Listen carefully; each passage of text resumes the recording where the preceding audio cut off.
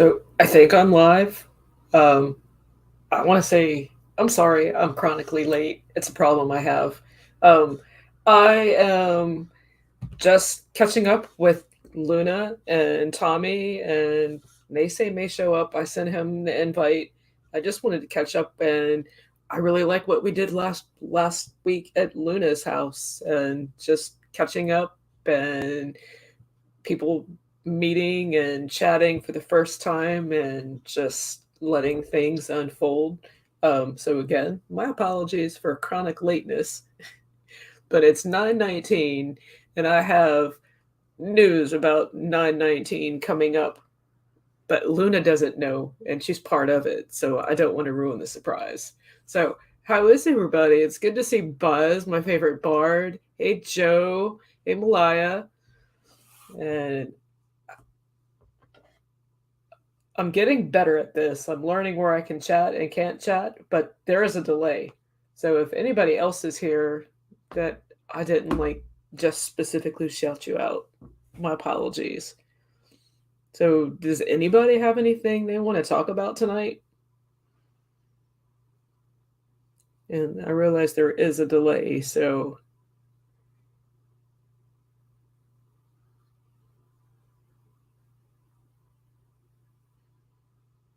yeah, been an interesting week.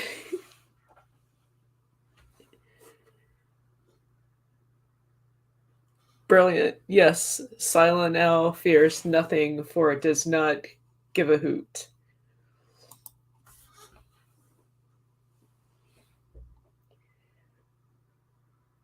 Oh, and with V, interestingly enough, lately I've been thinking more, and as things are unfolding, I definitely see the similarities more so now than I ever did, and definitely talk about V.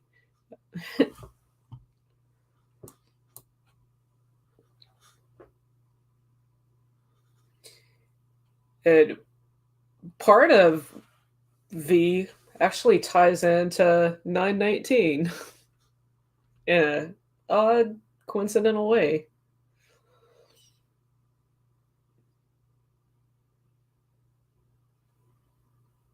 So my day started out crazy, typical fashion for me.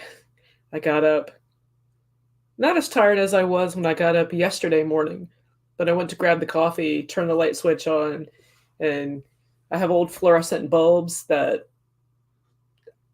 I guess they just decided to like crap out on me. So I caught them just in time because they're the kind that once you turn them on, they drain, and then you get these black lights that flicker and they look like strobe lights. So that's how my day started. And I get to work and I'm there by myself pretty much till mid morning. Person who was supposed to roll in after me was late. I got in and the paperwork was off.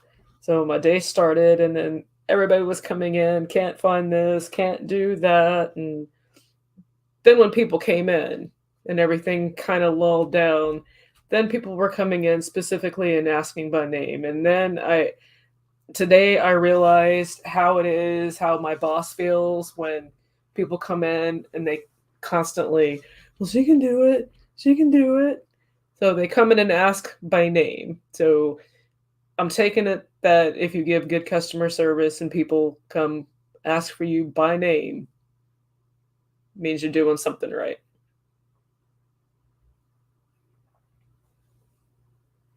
So, and yeah, like I'm saying, I posted earlier, I'm planning on just catching up for a little bit and opening up, and everybody is welcome to join. I can hold up to 10 people at a time.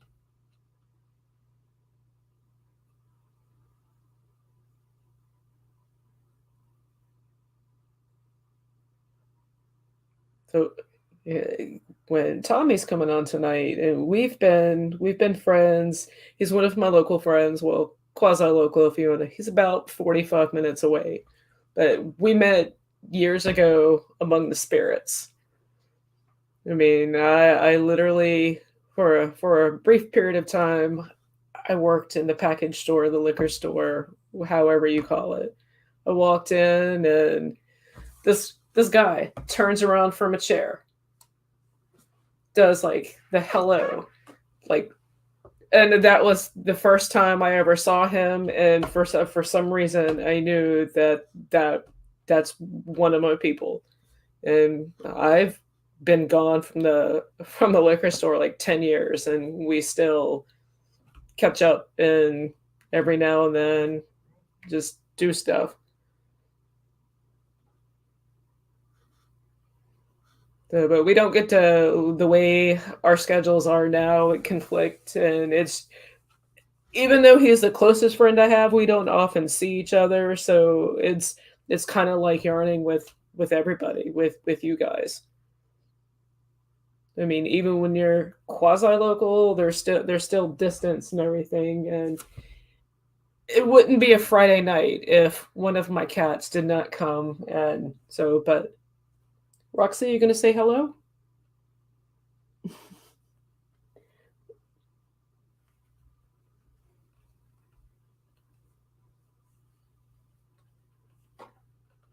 Yeah, so I know I'm looking forward to hearing about your Scotland trip. I bet you do have tons to talk about. Just after that short little bit that we talked the other night, I got questions. I can't wait. Yeah, you'll definitely have to come on because what were the synchronicities that before you even were planning to take your trip, there was something that you knew, some number or something, some randomness kind of clicked in, and it's that synchronicity. And then all those things of synchronicity that happened while you were there, that it's like, uh-huh, that's totally me. Yep, that's totally me.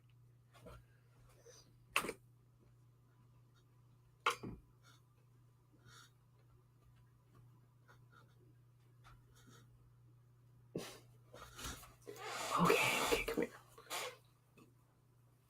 So see, this is what I'm doing. Absolutely nothing.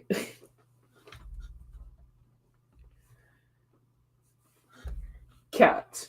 I love them, but they have a mind of their own with dogs. I like dogs, but dogs come when they're called. Cats, they take a message and get back to you. And they like to show affection, but sometimes they don't want to be picked up. I wonder if an alligator feels that, if the alligator brain, if it would like to be picked up and cuddled, but people don't because of its teeth. I wonder about the alligator's feelings.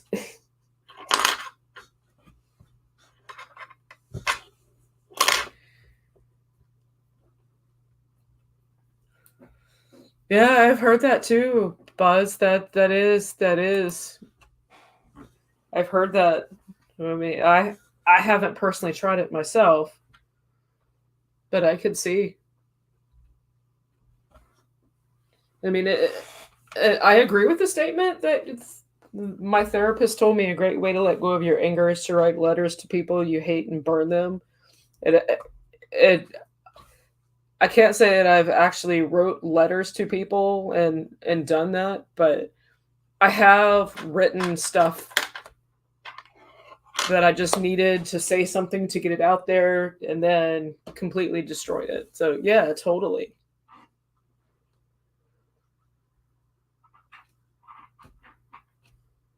So while I'm waiting on everybody to get in, I'm gonna go ahead and see if I can do this and beat this tech and drop a link so you guys can come on and yarn with me if you'll give me just one brief momento.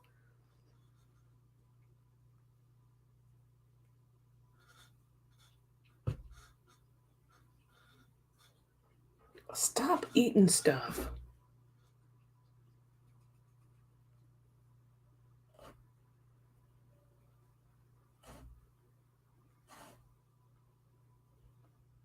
But cats eating stuff, just like dogs.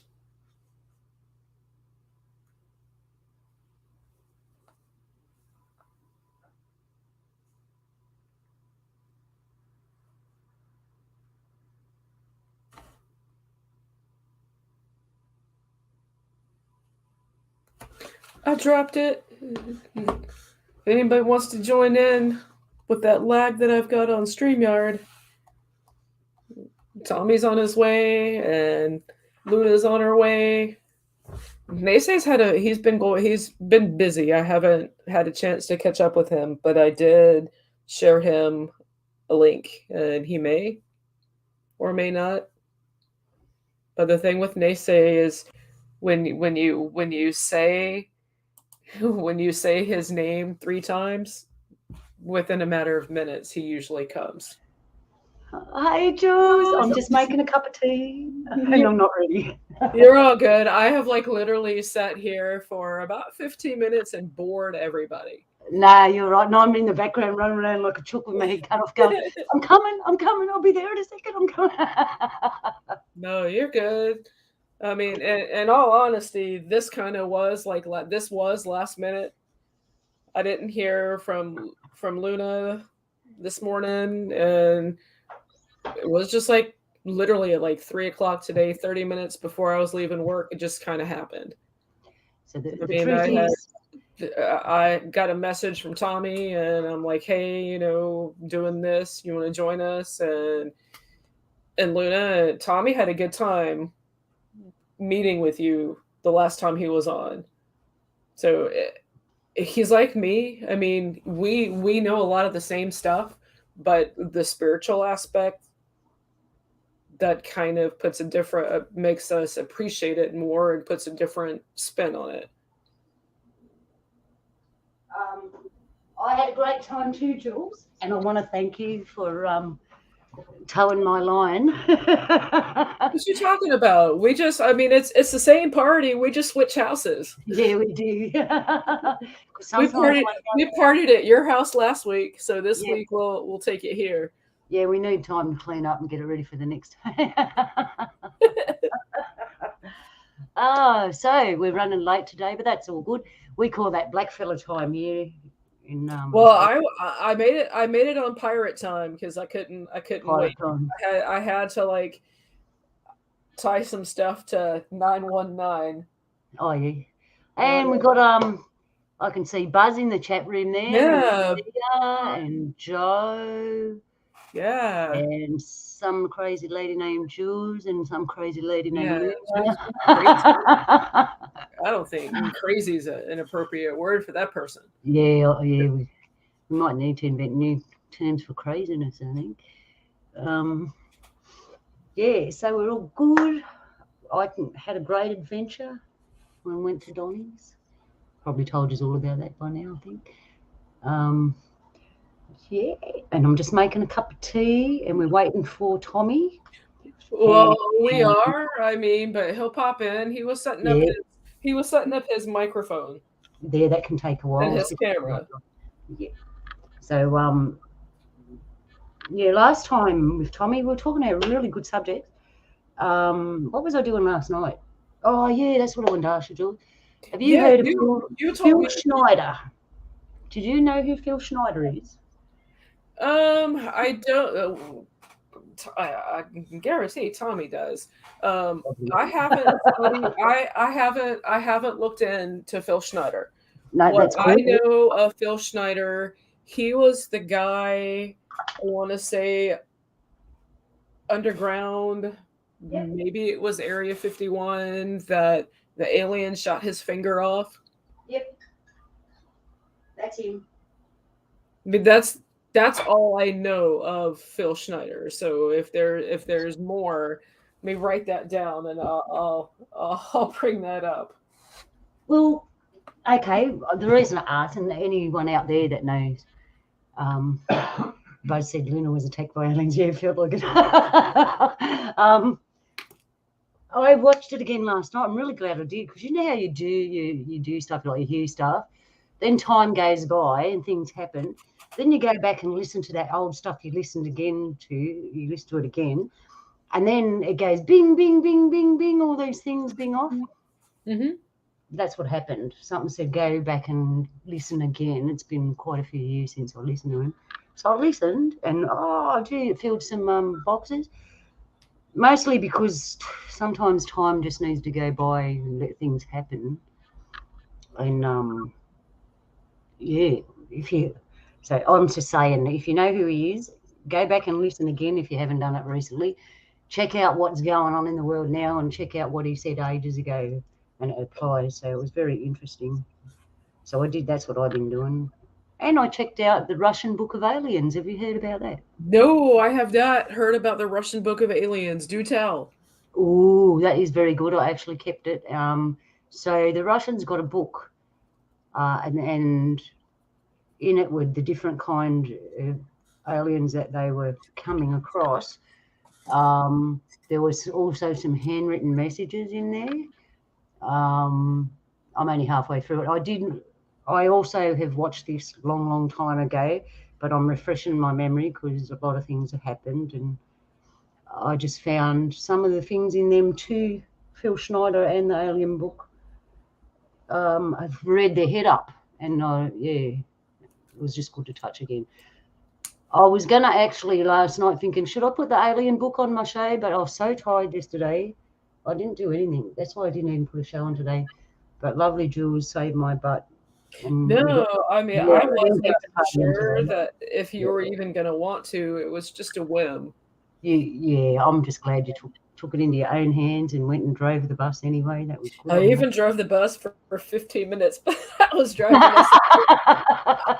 I was driving us on the road to nowhere. Buzz has seen it. 58 species documented. Yeah, need to yarn about. And I was going to have a yarn about that, but yeah, I mean, if we're gonna yarn UFOs, we need to get Donnie on here. Yeah, we need Donnie, Tommy. Looks like Buzz knows what he's talking about too. Yeah, I mean, and then we got to get some authentic aliens on. You, me. I'm joking. well, the Halloween season is coming up. I mean, I'm pretty sure they make green paint. I mean, who knows? Maybe one night I'll come sit behind this computer and I'll be all green. On a good note, summer's coming. That means winter's coming. That means winter's coming for me. Yeah, sorry.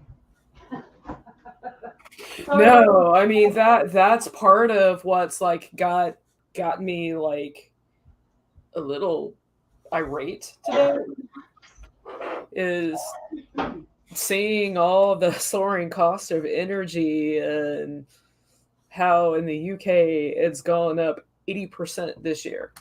And our friends over there, our family over there, they're going to have it hard. And these people here in America don't realize what's on the horizon. Yeah. I mean, I looking at my bill, and it's gone up, and it's like I don't understand how my bill that's budgeted stays the same.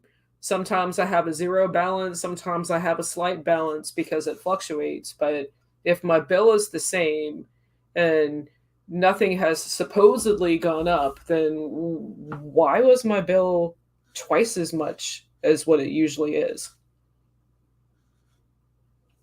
Just little things like that were like a little irritating this week, and then seeing the push for the divide among the populace of the peoples here.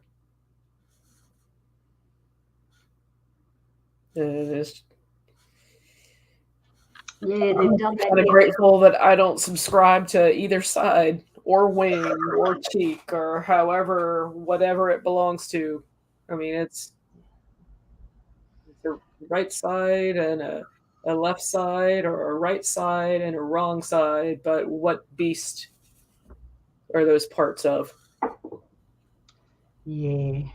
Well, our electricity bills are going up. We did find out they ramp up the ampage though. So you can use the same amount of electricity, but the electricity company has a dial where they can ramp it up and make the current run faster. So you're actually using more energy. It leaks out because they've got it pumped up. It's like turning your tap up, the pressure of your tap up. They turn the pressure of the electricity up, so similar. Then they charge you more. Mm-hmm. once upon a time in Australia owned its own energy. The energy company was ours, but they sold it. Well, once upon a time, just a short while ago, in modern time, America was pretty much almost energy independent. Oh look bad. All right, I'll tell everyone I just got out of bed, all right? Hey, I worked for the past 6 days, and I came home and I wanted to nap, but what did I do? I ended up going and getting my lighting fixed, and we're talking. I achieved a miracle. Not only did I find them, but I got these huge, massive, 8 feet long light bulbs in my car that seems like it's half the size of that. And then I managed to actually install them. And like any other short person with short legs would do, I grabbed all the chairs from the dining room and I put them on the floor. And then I took the ceiling tiles up. And then it was like, I just walked across the chairs and I had them installed in like 20 minutes or so, which was better than trying to find somebody with a ladder or somebody to help me. It's like, I can do it. Let me just get it done and get it out of the way. It's one less thing I have to worry about.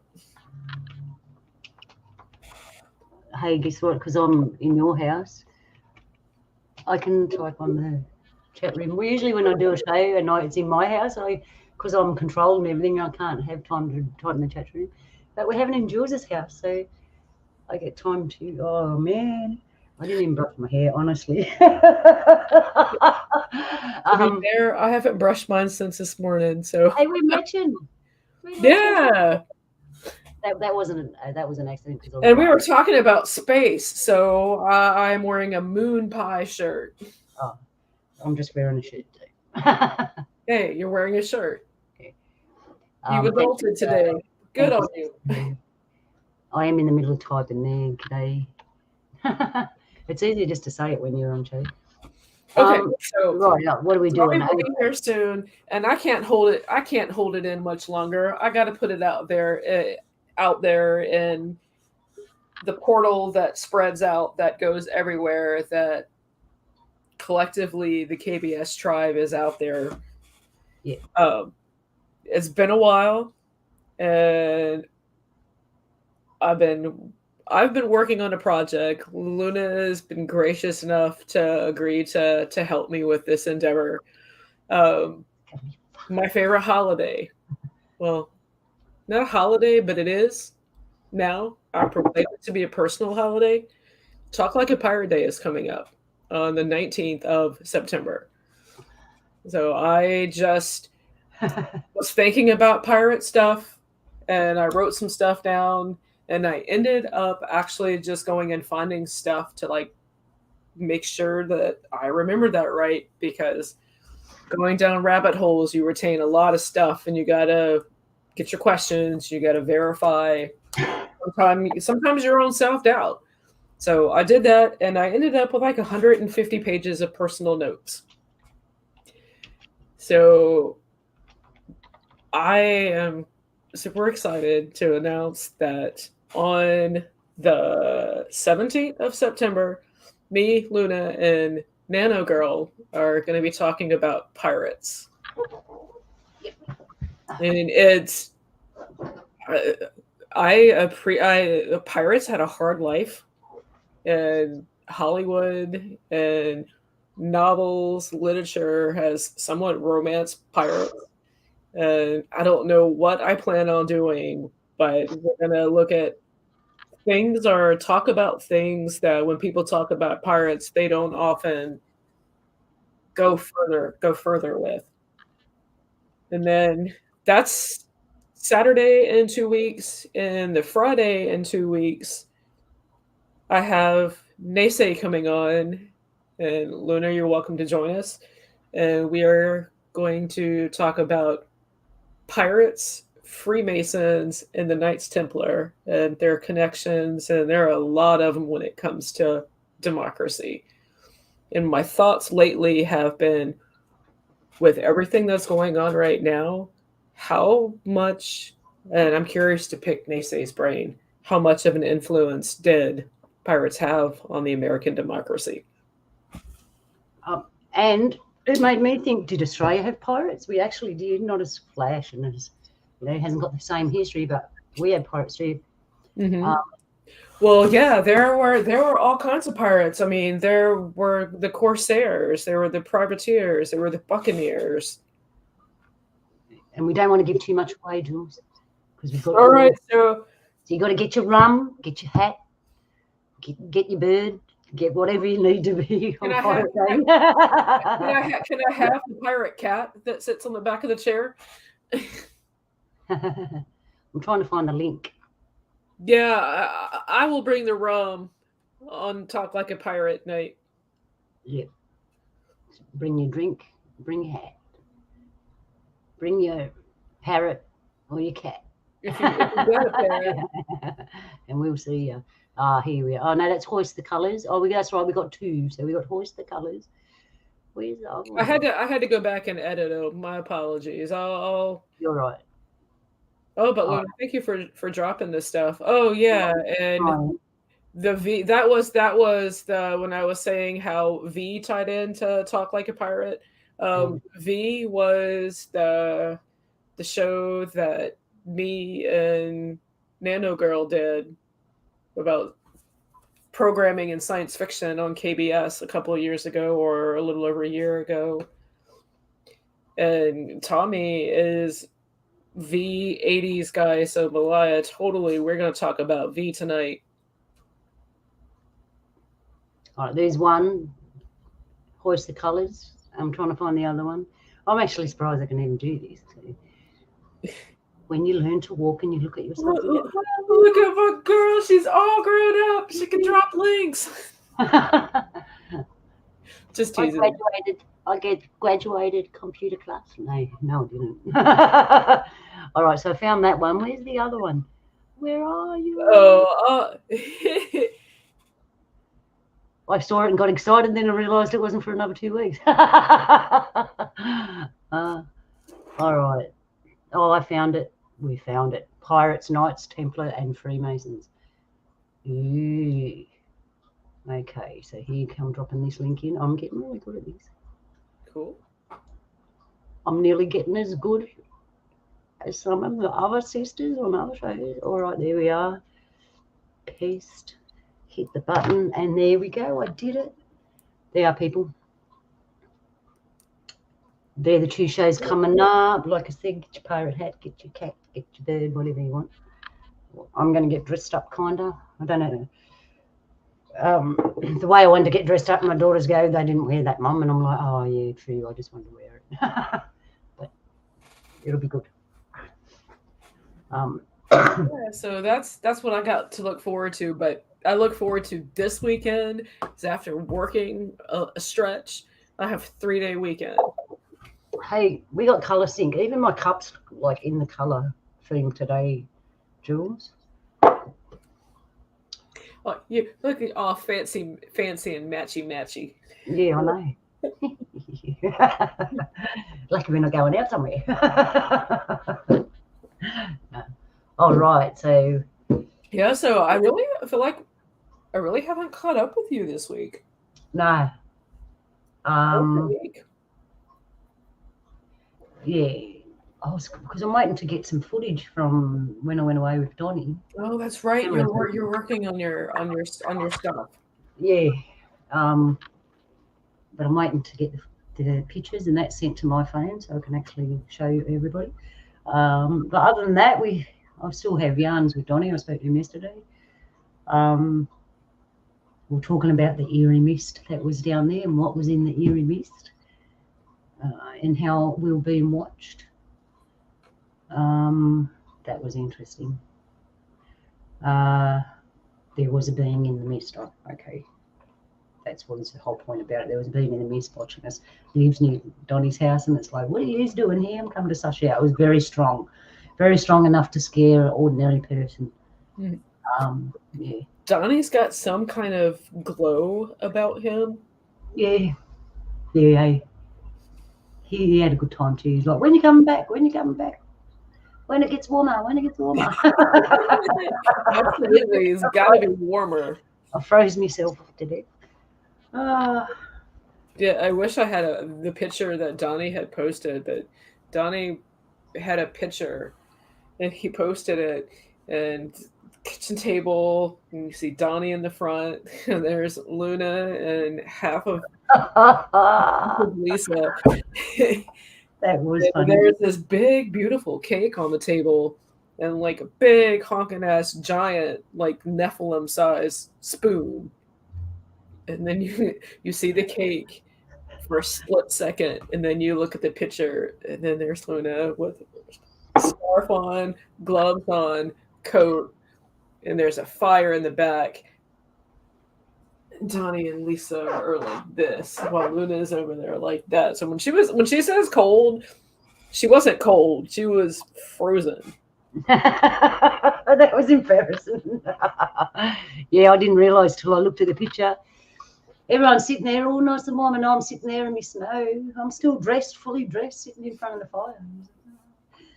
Yeah, even I'm amazed at my sensitivity to the cold. If I'm I can't say if I'm moving around I'm warmer, because there was a point there where we were moving around and I still was freezing. Yeah. So, okay. Yeah, I've been busy. Look what I did last night, Jules. Excuse me, I'm going to sneeze. Bless you.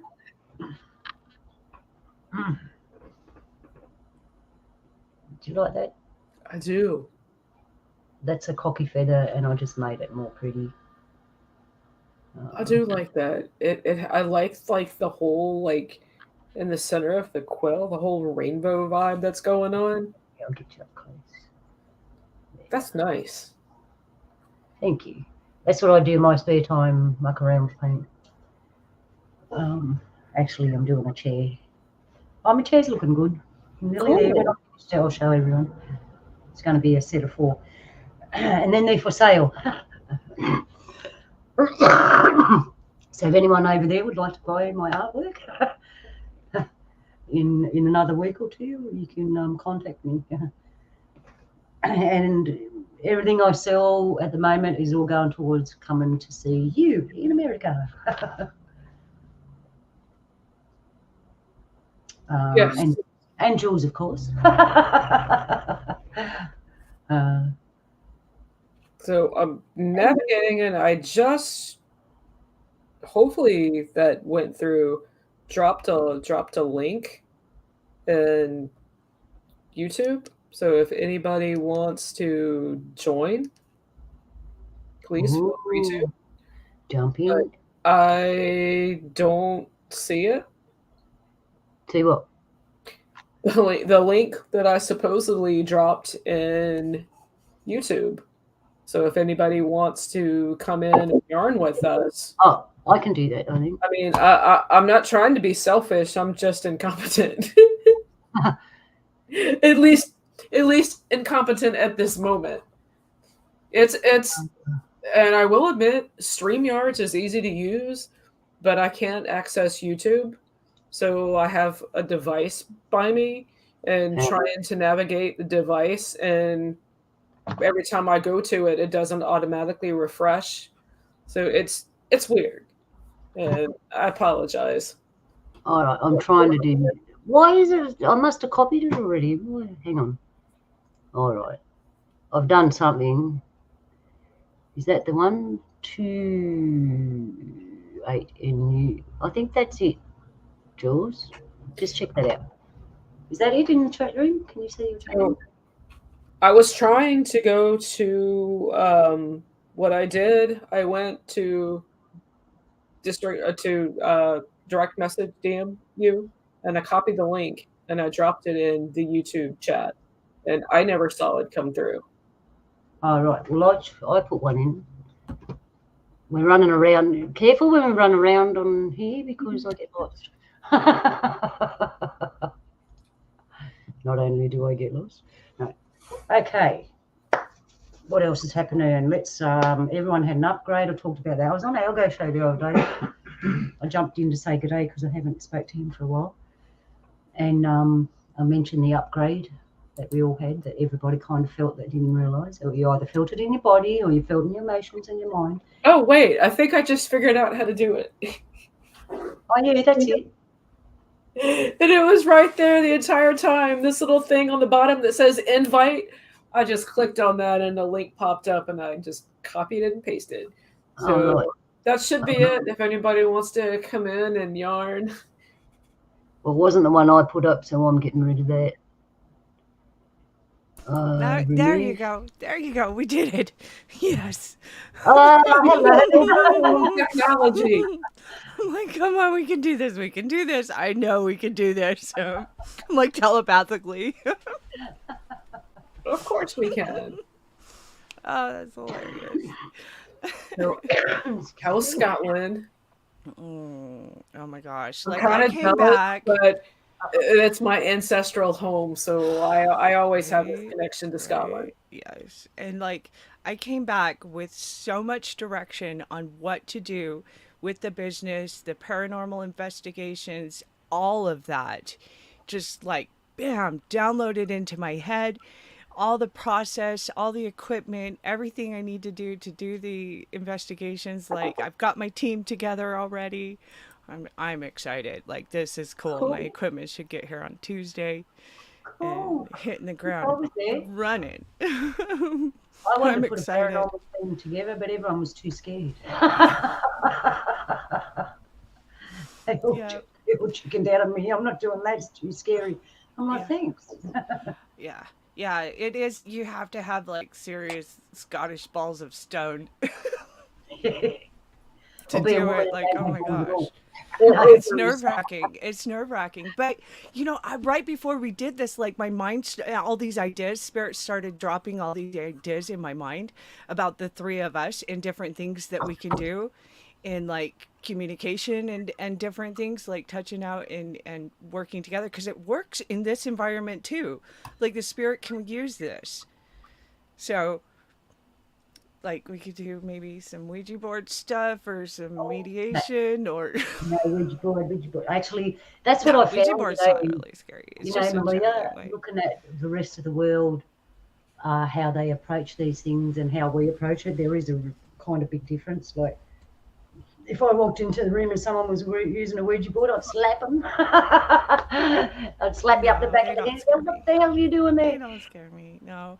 Like I see their usefulness type thing and I like other modes better than the Ouija board because it seems like the Ouija board just seems to invite entities rather than Yeah, spirits. yeah, And where I want to have the communication with the spirits, not the entities. Like the entities, I'm not interested in letting anything through, just putting things back. Right? interesting, Yeah. cool. So I'm super excited. Like, and then, well, and I got all of that in Scotland. I feel like I encountered the ghost of William Wallace. I know it. I know I encountered the ghost of Robert de Bruce in the Bannockburn place. Um, had a really Like cool a whole conversation with like them. And you know what we shared the other night, that captain would be like in amazement that yeah. Ooh, something I can tell you about Captain. Okay.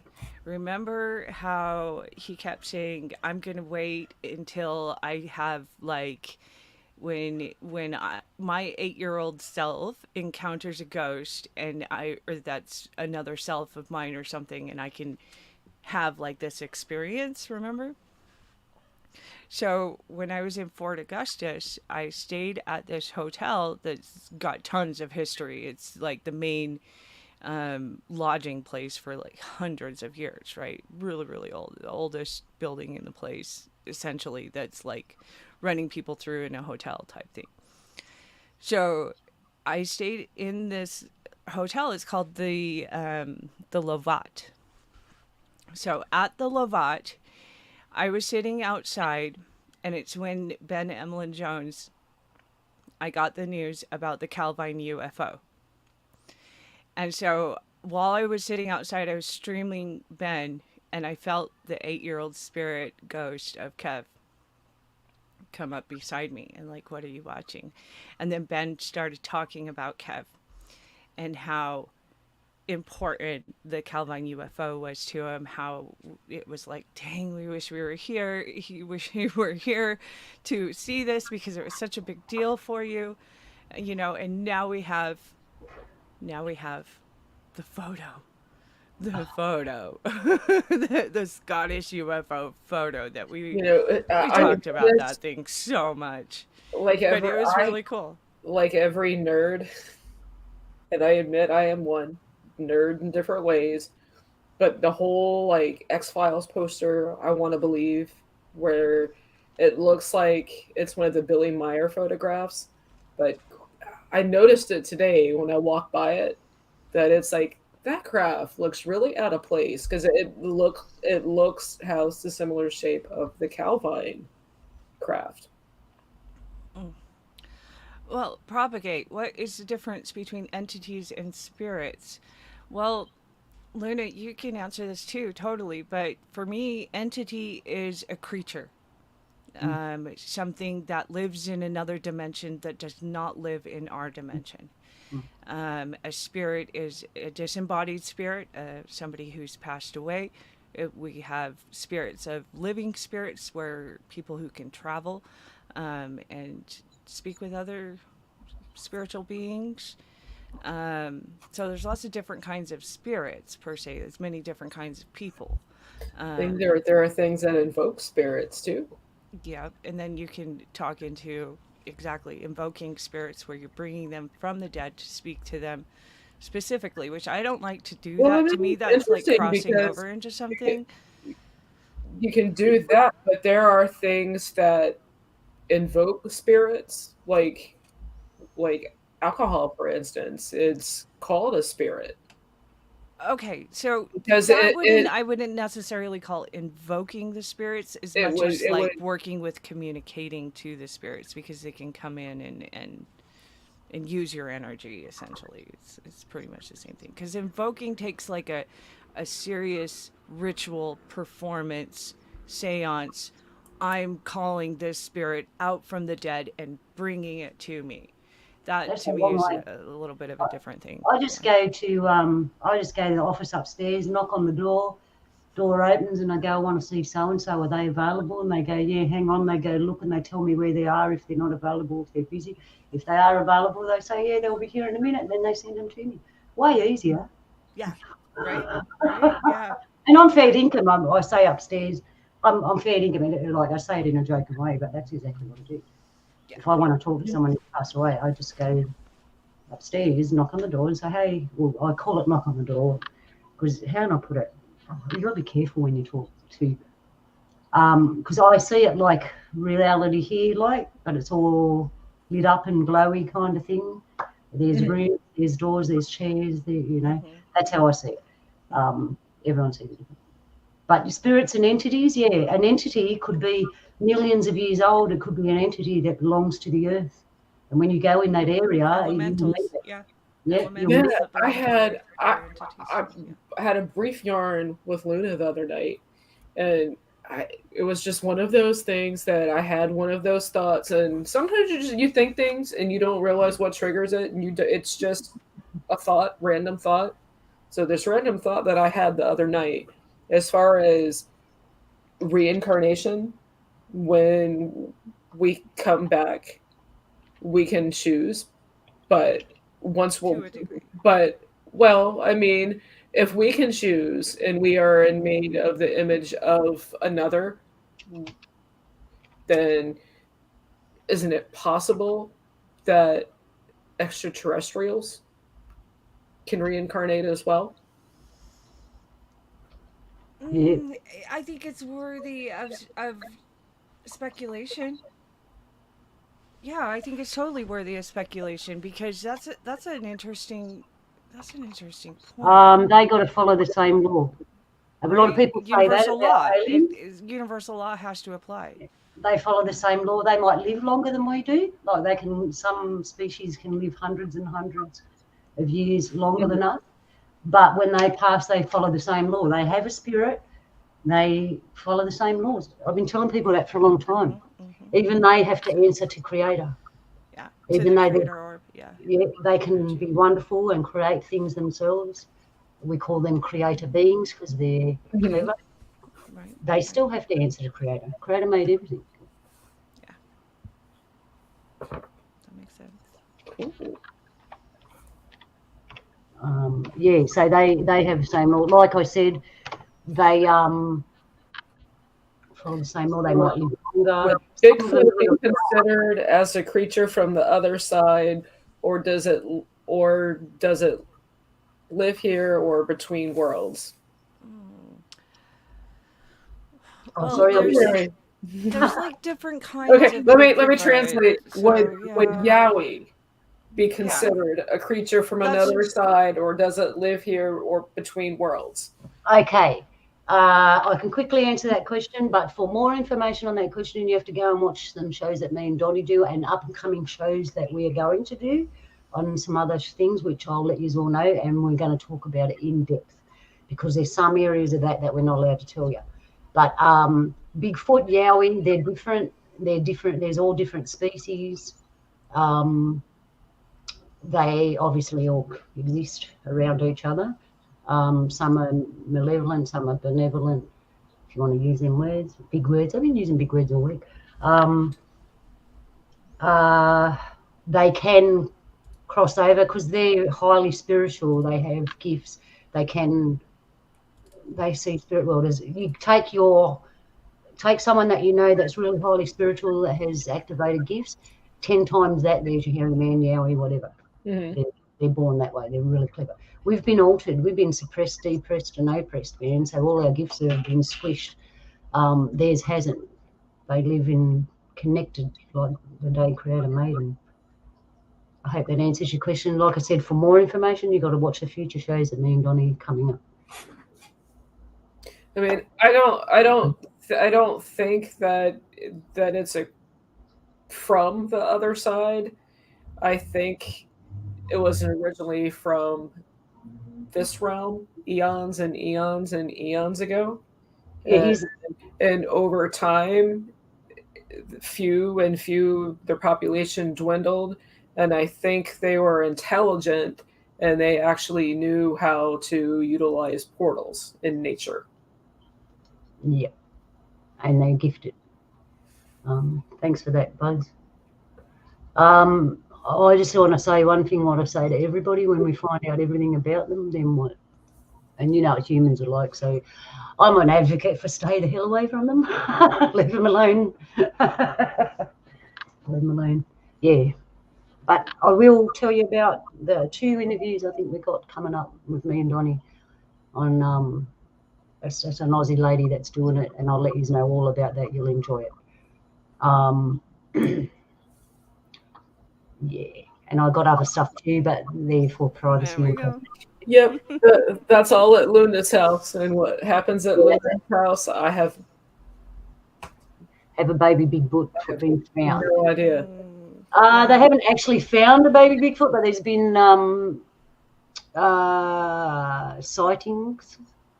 Because usually, if you find an adult, they're going to take you that way and away from the baby. So that's like we would. They're like us. Look after your kids. Look after your family. Some of them were us way back when. Yeah, we used to live together in harmony. Mm-hmm. That we don't know how to do that anymore because we just got down the barrel of a shotgun. Could Bigfoot, Yowie, Hairy Man, Sasquatch, Yeti, could those be pre-Adamites? Possibly. They just another species. But whether or not they came before the species of Adam, before the flood, before they were here before Adam. Yes, it's possible. Yeah, they were here before I see Adam. evidence of it. Because I mean, I not to get biblical, and I'm not like dissing anything. I don't it's hard for me to like fathom how society programming histories have all wanted the masses to believe that everybody came from one family. Nah. No, not even the Bible suggests that. I think if you take it from a looking point, it suggests That's that there's I mean, 12 oh, I different know races. that's the overall view that I see of how that is segueing to controlling the Yeah, control mechanism exactly. that book Exactly. brings. Yeah. And the ego feed. I was just talking about with propagate this light earlier. Um, that the religion has this. It's massive when it comes to ego feed, in narcissism and this kind of thing. If you have any of these tendencies, oh, she's Yeah, beautiful. well, look Oh, at that. Look at look at that. that. Look at those Oh, I toes. can feel like the healing energy coming That's through it already. That look is at a those. heal stone. That's the Big toes, time. and then on the It's bottom of it, cute. Oh, hang on. She got. look at the sole.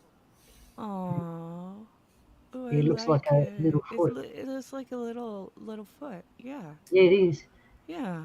And I'd like to Oh, say good day to Donnie. He's oh, I jumped in the like chat it. room.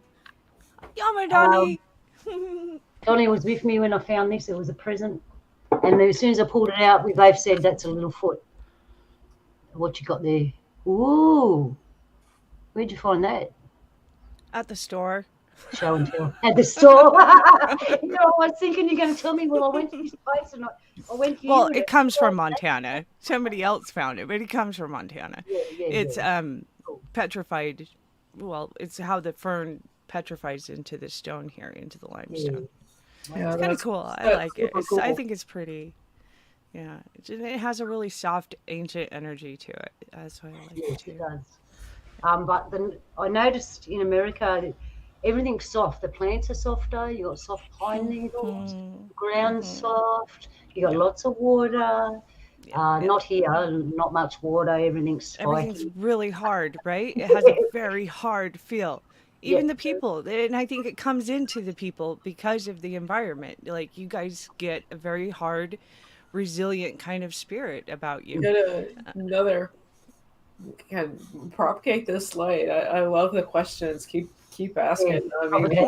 Hmm. we all as the. I mean, I always, even if I answer, I always am curious to hear others' We need to get Donnie. comments because Yeah, get done.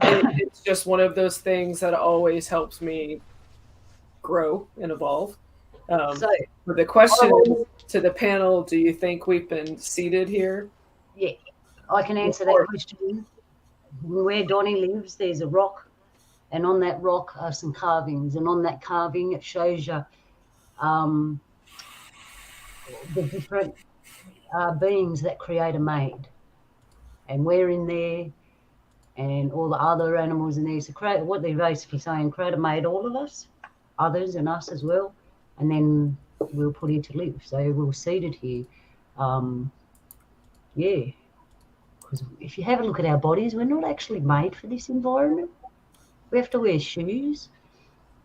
True. We have really And weak shells. yeah, like when you Penetrate easily. we need fur to put fur on us to keep us warm. The hairy men, on the other hand, they're made for this environment. They've got big fat feet that they can walk on the environment. They've got hair to keep them warm. Their body's True. strong. That It's is a really made good for this point. place. Common sense tells you that. I figured that out when I was a kid.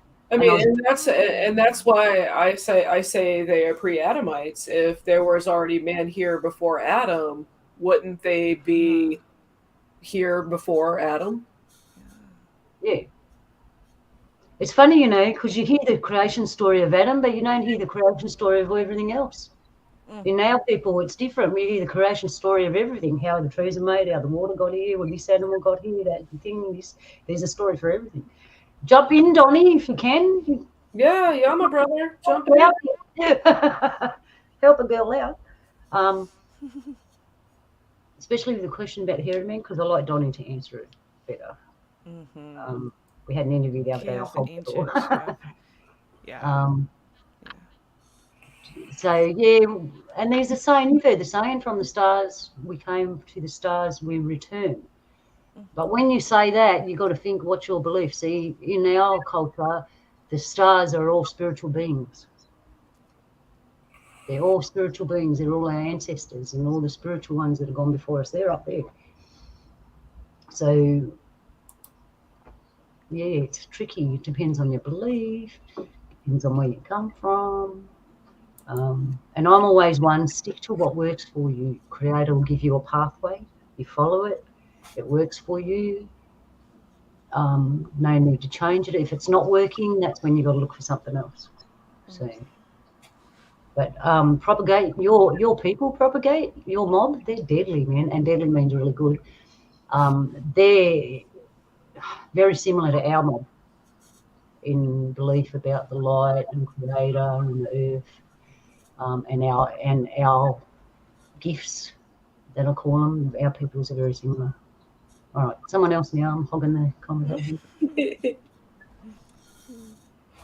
Next question. Yeah. Was there humans here during the dinosaurs? Someone else can answer that. I would. Was the humans here? Yes, there Yeah. is. I want to answer that one. I got it. We have found in 2012. They found, and they never released it, even though just Discovery Channel and History Channel was involved in this discovery.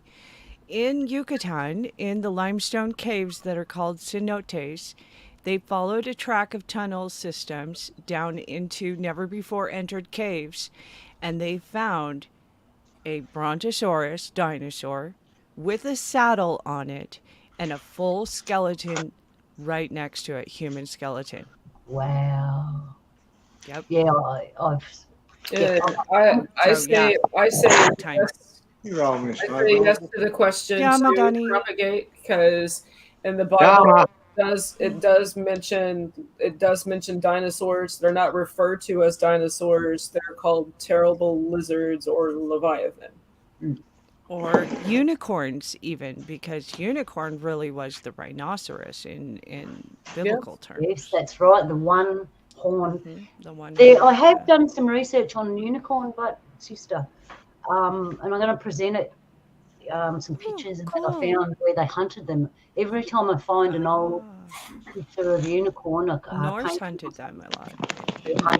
I know the Celtic and stuff used a lot of unicorn stuff. something about the unicorn blood. I think Mm. they wanted their blood.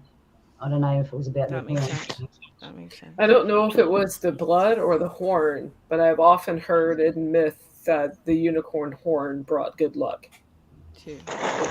Or certain Donnie's magical here. powers. Yeah, my brother. abilities. Yeah, my And you brother. can ask Donnie.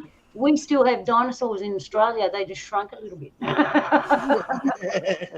You know what? I think that's what happened essentially with the good giants too. I feel like I've seen vision of the giants all together saying, "What are we going to do now?" And they said, "Okay, well, actually, let's shrink because it's going to be less easier to figure out we're giants if we are more the size of the regular humans and stuff." So I think they did. I think they shrunk. And then the little tiny people, I think they grew. Scaling. So they're like G'day, 4 feet Tommy. tall now. Huh? Yeah. Tommy and Donnie, look at that. It's nice to have two fellas on the panel. Yeah, so I've got some introductions to do to everybody here. So, Luna, you know Tommy. Yep. G'day, Tommy. Maliah, this is Tommy. Nice to meet And you. Nice to Donnie, see this you is again. Donnie. Donnie, this is Oh, Tommy. mate. Yeah, you're not alone this time, bud. Tommy. At least we're not too outnumbered. Two blokes and three women. Yeah, so We just still got you outnumbered.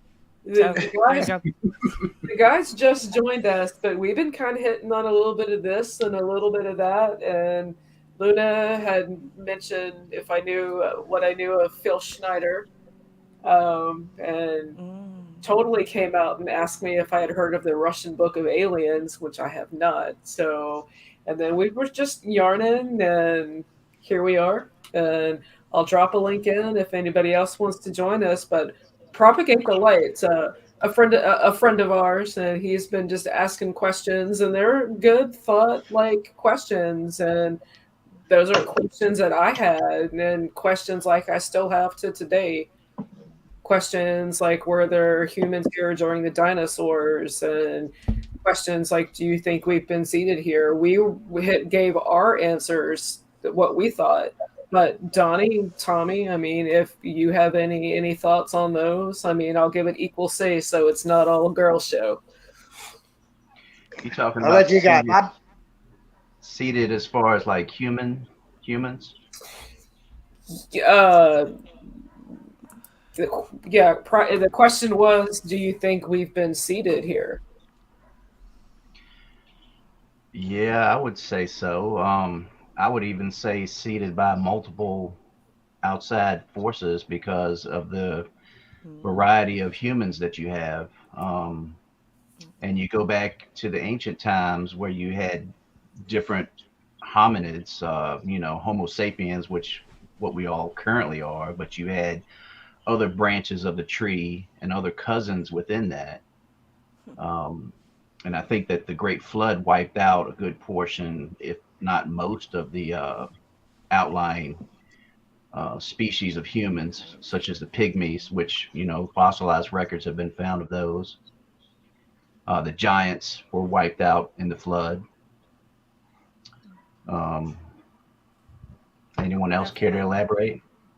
No, I mean, you like just mic drop because we kind of all hit it on that, and you brought the pygmies. I keep forgetting the pygmies.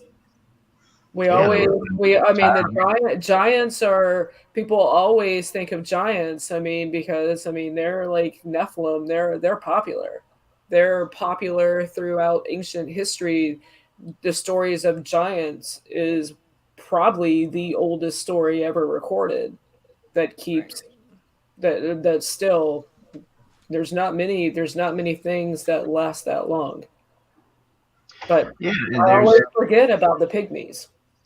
you've got the pygmies, and you've got countless fossilized records of the giants. I mean, this supposedly the Smithsonian has giant fossils just tucked away in the back somewhere. They just want to basically silence it, and it doesn't fit the narrative of human history.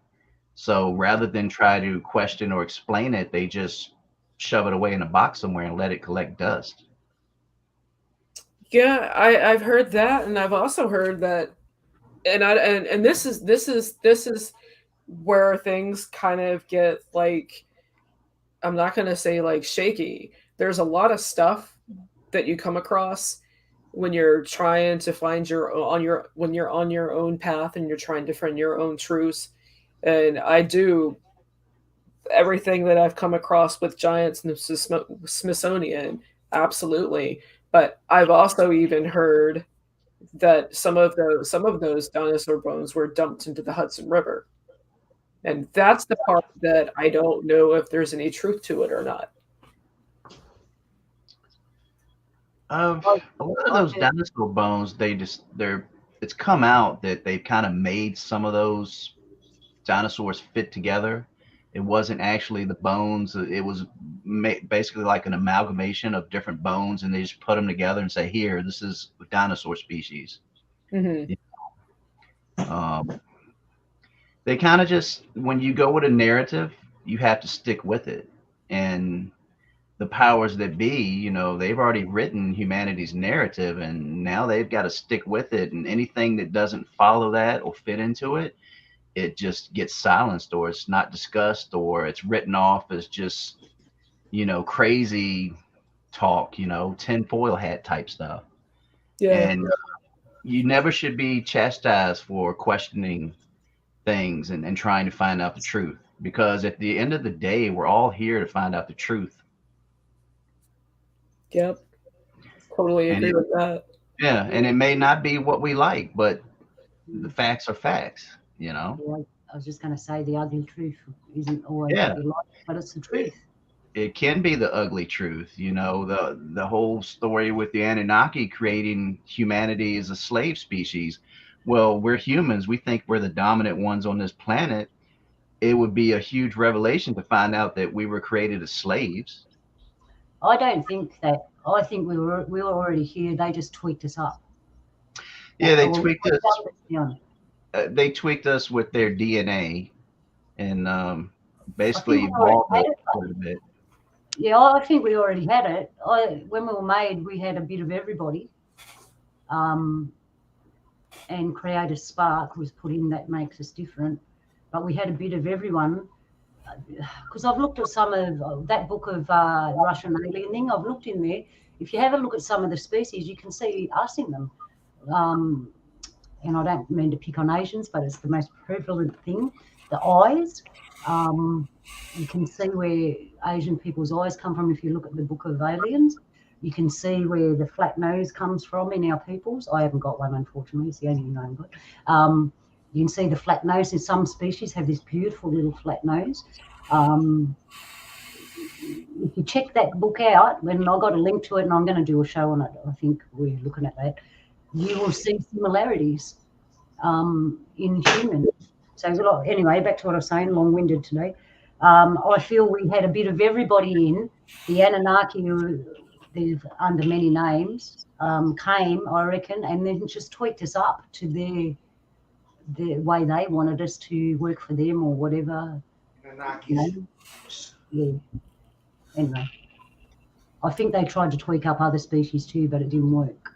Like Yeah, I think that's where you get a lot of the offshoots of I guess their mistakes, and we probably were the most efficient ones that they created to get their goals accomplished, which was supposedly mining gold to save their planet. And that's something mentioning gold, Tommy. I was talking to Donnie, and I said to Donnie, if you found gold, would you tell anybody? Most people ask, no. Why would you? You'd find it, you'd keep it to yourself. You know, all the gold rushes, Jews had them, we had them. I think they're not real. I think they were a cover-up for something else because they already knew where the gold was. But that's my suspicious note there. I'd like that rock I was talking about with the creations. Can you explain that to us, Donnie? So Tommy wasn't here when I talked about that. Which part do you want me to talk about, though, Luna? Just explain how the petroglyph has all the different mobs on it. Oh, the one at Tamworth you're talking about? Yeah, the one that tells you all the beings Creator made. Yeah. See, when you go on to have a look at a petroglyph, how would you put it? Like, when you look at a petroglyph, it's your interpretation of that petroglyph, isn't it? Right. Some people might go, oh, it's a such and such this way, or this way, or this way. When I look at that petroglyph near Tamworth, and it's got the little beans on one side, a line, and all these other different hominoids. Is that the word you use? All these different a good word for them. And like Magic Man and Big Tall Man, one with the big donga. We know they're Africans, but that's a different story. But it's your propaganda. Yeah. Then you got everything else, like the little people, big people, and all that. In our old Dreamtime story, when Biami came to Earth, Biami made, not man, he made all man. That's my interpretation of that petroglyph. The other one is that the most common for that petroglyph is where my people and the Gamilaroi people met for ceremony. But if you see that line there, that's the dreaming. That's after the dreaming, before the dreaming. That white line. So I'll just explain what the petroglyph kind of looks like. It's on a big rock, and it goes in a line along like that, and it's got the little beings, and then a line, like a line that goes through it, and then the other beings. And what it's telling us is that Creator made all these beings. The ones on the other side of the line, you've heard about our dream time. That's basically Lilalu, a long, long time ago. But all them mob, they're still around. They don't. It's not that they don't exist anymore. They just don't live with us, obviously. Thank goodness. Yeah, I want to answer the girl's question there earlier when they were asking about the old Yowie. Yep. Now, Yowie's been around. Mother made Yowie. No one else made him. Mother made Yowie. And we are what we call Johnny come latelys. So, if you wanted to say it this way, that the Yowie, Bigfoot, or Yerraman, or whatever you want to call him, whatever you want to call him, he was the true man. Way before us. And they'd used a bit of his DNA to make us. Yes, they did. Wow, thank you, Donnie. That was you put a little information together for me.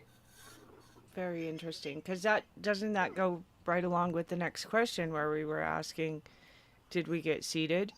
Were the Bigfoot or the Yowie here? Not the Bigfoot. I think the Bigfoot was created, another created thing. But the Yowie, the Sasquatch, were here before us, than before Adamic, essentially. Yeah. Interesting. That's really neat. Thank you for sharing that, Donnie. That helped. Yeah. A lot of clarity on that one. Yeah. Neat. Yeah, they're the true men, not us. We were Johnny come lately. Because That's if got to you be the listen to reason. the old stories, Yeah. we didn't evolve. We were made. Hmm. If you listen to the old stories that the old fellas tell you, and you interpret your way, like you go interpret the way you want it interpreted, is that we were made. We weren't evolved. And as the old mate there, is it Tommy, isn't it? Outside Yes. influence. Yes. Sorry about that, Yeah. bud. I'm lousy with names. Yeah, Yeah, but most of your creation stories talked about that we were made. yes. So that does go with Even that. the Bible. Even the Bible Yeah, even the talks about Bible that. does. And the thing about the Bible and the translation, most people think that it says, all men were made in God's image, No, but it doesn't say the that. God, the word God, recently, has been mistranslated, and it's actually supposed to be plural gods. Man was It's made in God. Elohim, which is plural. Yeah, Yeah, it's got multiple. the Yod It Mem wasn't just on the one end. God. Exactly. Nah. Yeah. Yep. Well, in our one of our creation Well, stories not too even is God. It was in creation. Yeah. Sorry, Donnie. Go ahead. Sorry. yeah. Tommy, have you heard transpermia? Yeah, I've heard of that. Yeah. Well, in one of our creation stories, one of our sky heroes, we don't call them gods, we call them sky heroes, got a Oh, giant kind of like what spear they and are. threw it towards the earth, and it hit the earth. And out of all that, was this giant spear, came all the creatures of today. You know what that giant spear is they're talking about? It's Uluru. Because if you Oh. look at it down, it looks like a giant spear underground, jammed into the ground. Yeah, it does. Yeah, so that's another story of creation.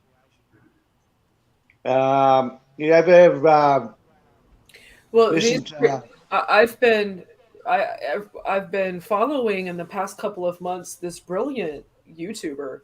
I can't remember what his exact profession is, but what he does is he goes into depth with these creation myths, and he will study it, break it down, and then historically on a timeline figure out, okay, this is this. And he time and time again is proven that our we were here long before 8,000 years ago, because No, we've been here.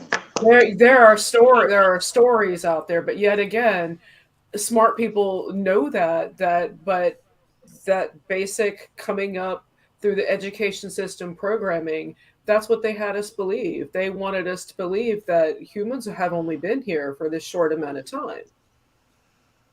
But Yeah, the more I seek my truth, a truth, the truth, whatever I'm seeking, I keep coming back to they lied to us, they lied to us, they lied to us. It's not like this. Why? And then I'm seeing everything kind of come together and it's intentional. They're yeah, trying to make us not remember things or they and like Tommy said earlier, if it doesn't fit their narrative. yeah. See, when I used to talk to the old fellas, when they used to let me talk to them, I used to ask this question there, Jules. Yeah. Um, where do we come from? And they usually say we came from Australia. I said, where did we come from before that? And they usually put their hand up in the air and point to the sky. That's where we come from. That's all they used to say to me. And they always say that we are the first Australians, we are the first humans. And them old fellas I never lied for what they were told. That's passing their oh, stories on to me, to you. what and the closest thing that's out there that I know of to media to that is oh, he was the Zulu king. I can't remember his name. Yeah, Credo Matwa. Credo Matwa was basically saying the origins, how man came to Earth, and even Credo Matwa was saying that it was Australia. yeah, Well, to add to that too, guys, Sir Francis Crick, one of the founders of DNA, he believed in transpermia and that Earth was seeded. yes. Um, you Even know, in so our Dreamtime stories, that's exactly what it's saying, Tommy. yeah, yeah, exactly. And look around this planet. We don't resemble any other creatures on this planet. I mean, we're totally different from every other life form that exist here. And I think it's just a inner feeling like we didn't really come from here. You almost sense it, really, if you're in tune with everything. Yeah. The reason why I believe that Australia was the first, where the first humans were made, is because you look at the planet, Australia would have been the most isolated continent in the world back then. And if you wanted to make a breeding program, you would isolate your breeding stock away from everyone else, wouldn't you? Yeah. So pro- propagate this light. Ask Yeah, a yeah, good question. yeah. How do you know for sure that our DNA was tweaked? Oh, it's been tweaked. Yeah, Like, it's been tweaked, and the evidence is the RH, the rhesus yeah, That's factor.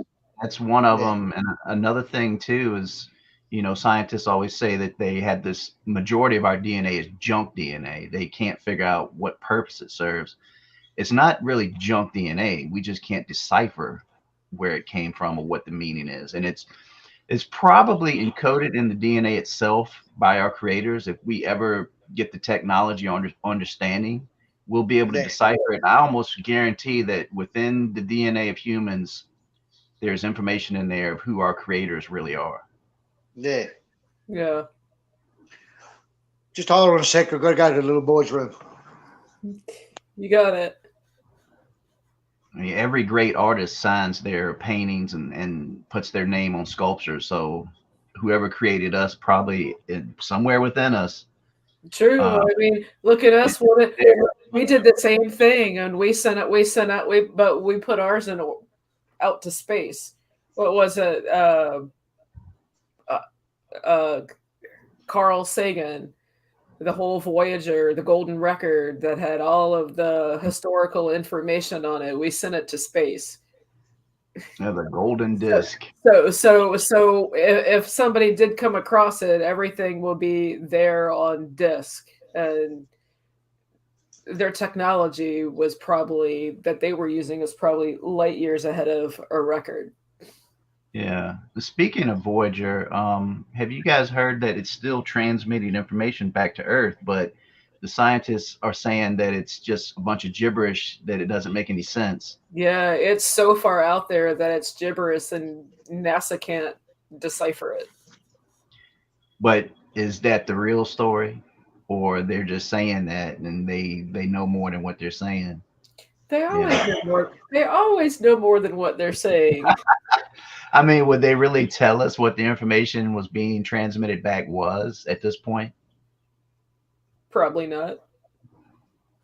You know, NASA was created to be the civilian space program, but even so, it's had its fingers and hands and everything from defense to, NSA, CIA. They've done Yeah, operations for all of the shady. absolutely. I mean, Operation Paperclip. I mean, you had Werner von Braun, who was the first NASA director.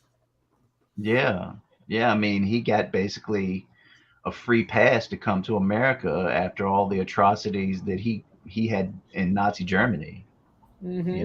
But if you were a scientist, the United States and the Soviet Union would snatch you up, and anything that you've done in your past was forgiven. They basically were in a competition to get the best scientists from World War II. Yeah. Yeah. You fellas talking about UFOs, are you? Yeah, you got something you want to throw on the table? It's been nagging at me for a long, long time now, Jules. It's Friday night potluck dinner. I mean, if Yeah. you brought, I mean, please share. Well, I'll just ask Tommy this question first. Is he still there? Yeah, I think he's here. I'm still Tom, here. yeah. Now, if if a plane crashes on a deserted island, right?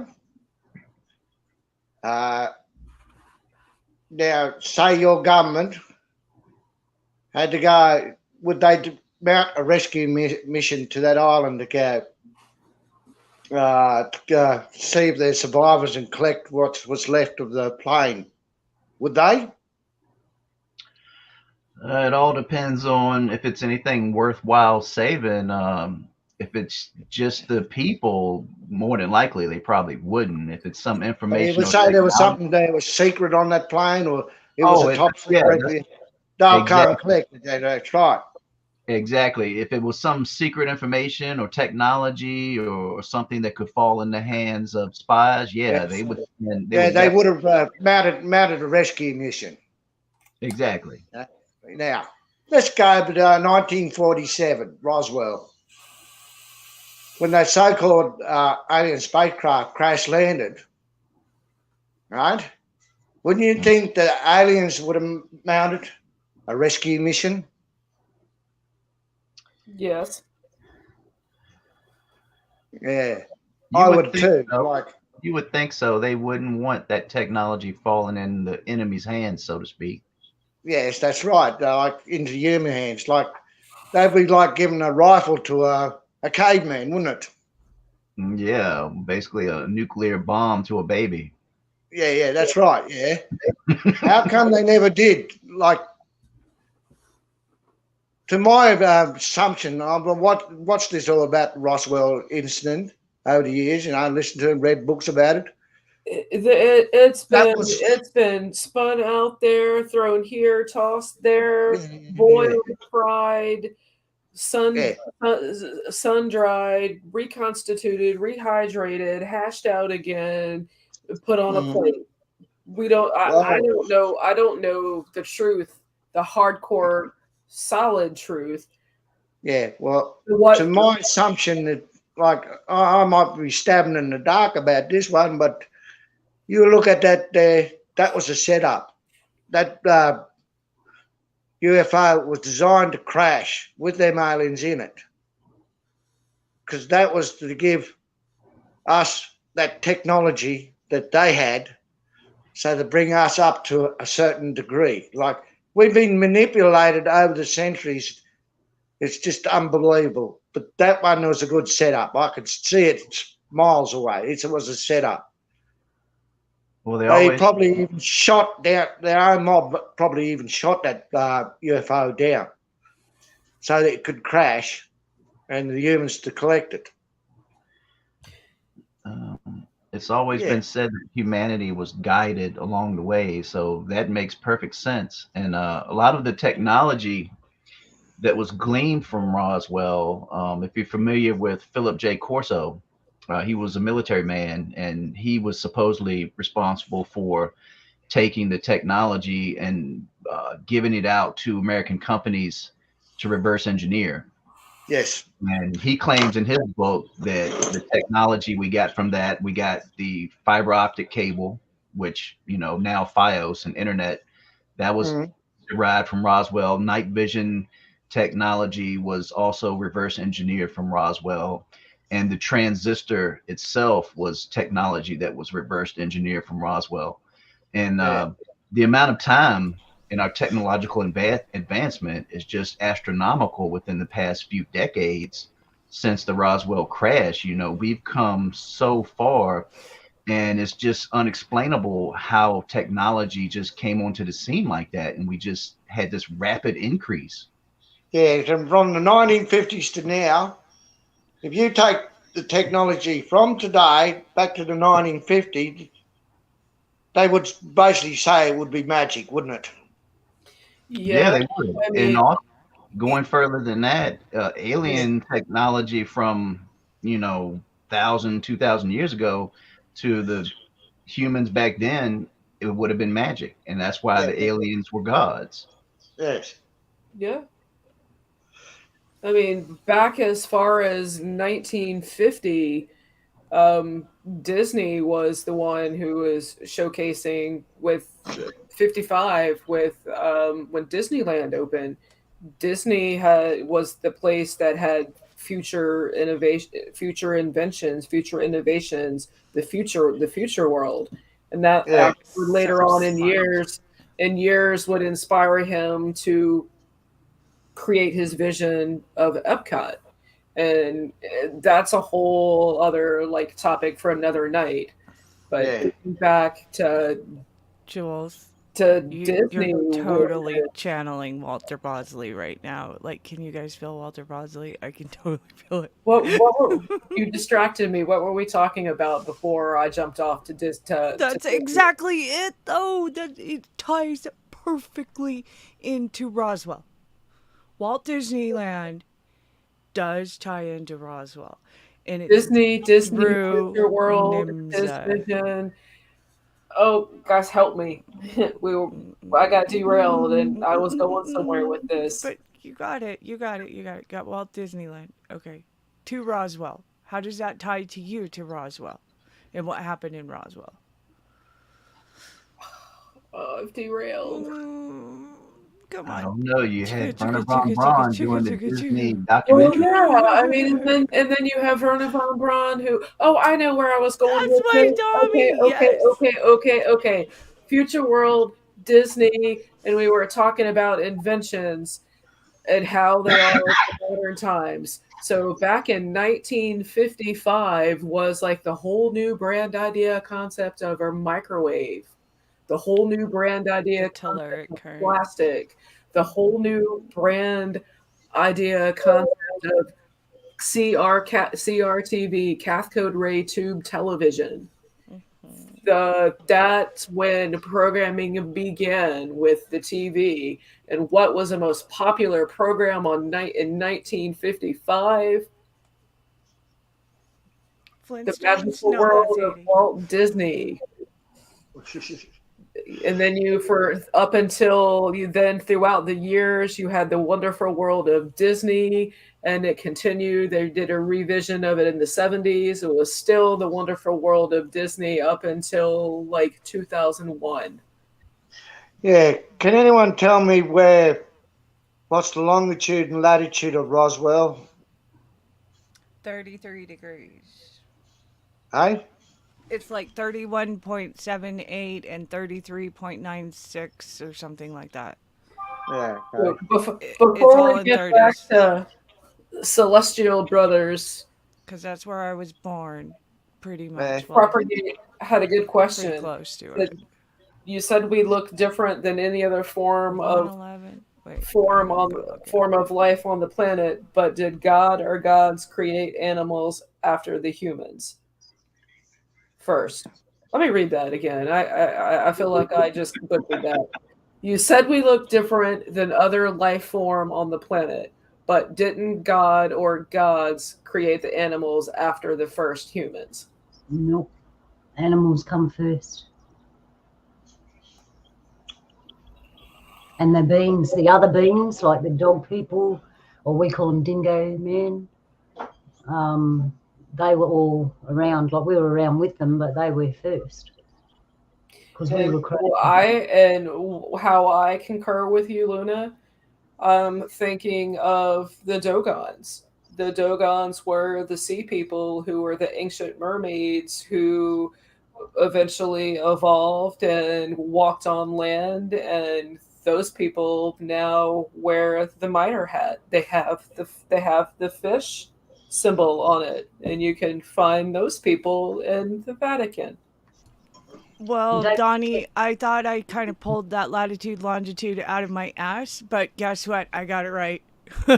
I got it pretty close to right. I was Close amazed. enough. Like, It's how on the parallel 33, you isn't know, it? your It's head. 33.39 and 104.52. Yeah, so It's still where pretty was good. the nuclear test made? It was New Mexico? Yeah, it's New Mexico. Yep. The Yeah, desert what was it? What and the was its Utah longitude, desert. latitude? I don't know. Pretty close to 33s because it's all Yeah, right. right in that area. 104s and 101s. Because I follow the 101 line and the 33 to 31 line because that's But the Yeah. telluric 30, current lines with Tesla. 33, is that a bad number or a good number? It's a good No, number. I no. find it a perfect number I'm because it trying to fits show with you some 369. correlations here. Okay, Um, okay. okay. Now, there seems to be a bit of a correlation here. So you can draw the strings together or the lines together. Where was your President Lincoln killed? Oh, and you would think I would know.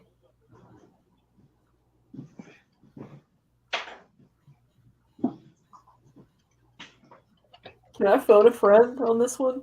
I'm muted. I said Gettysburg, but that was wrong. He was murdered. He was assassinated, murdered, plot killed in the theater. Yeah, Peterson, but Peterson Yeah, House, in Well, the Washington. theater John Wilkes in Booth. And Boston that or was no, Massachusetts. that was Washington It D.C. was it was Washington Washington D.C. D.C., right? Yeah, there I you just go. phoned There a you go. friend and But the asked main Google. theater thing, right? Because they say okay. that theater's haunted.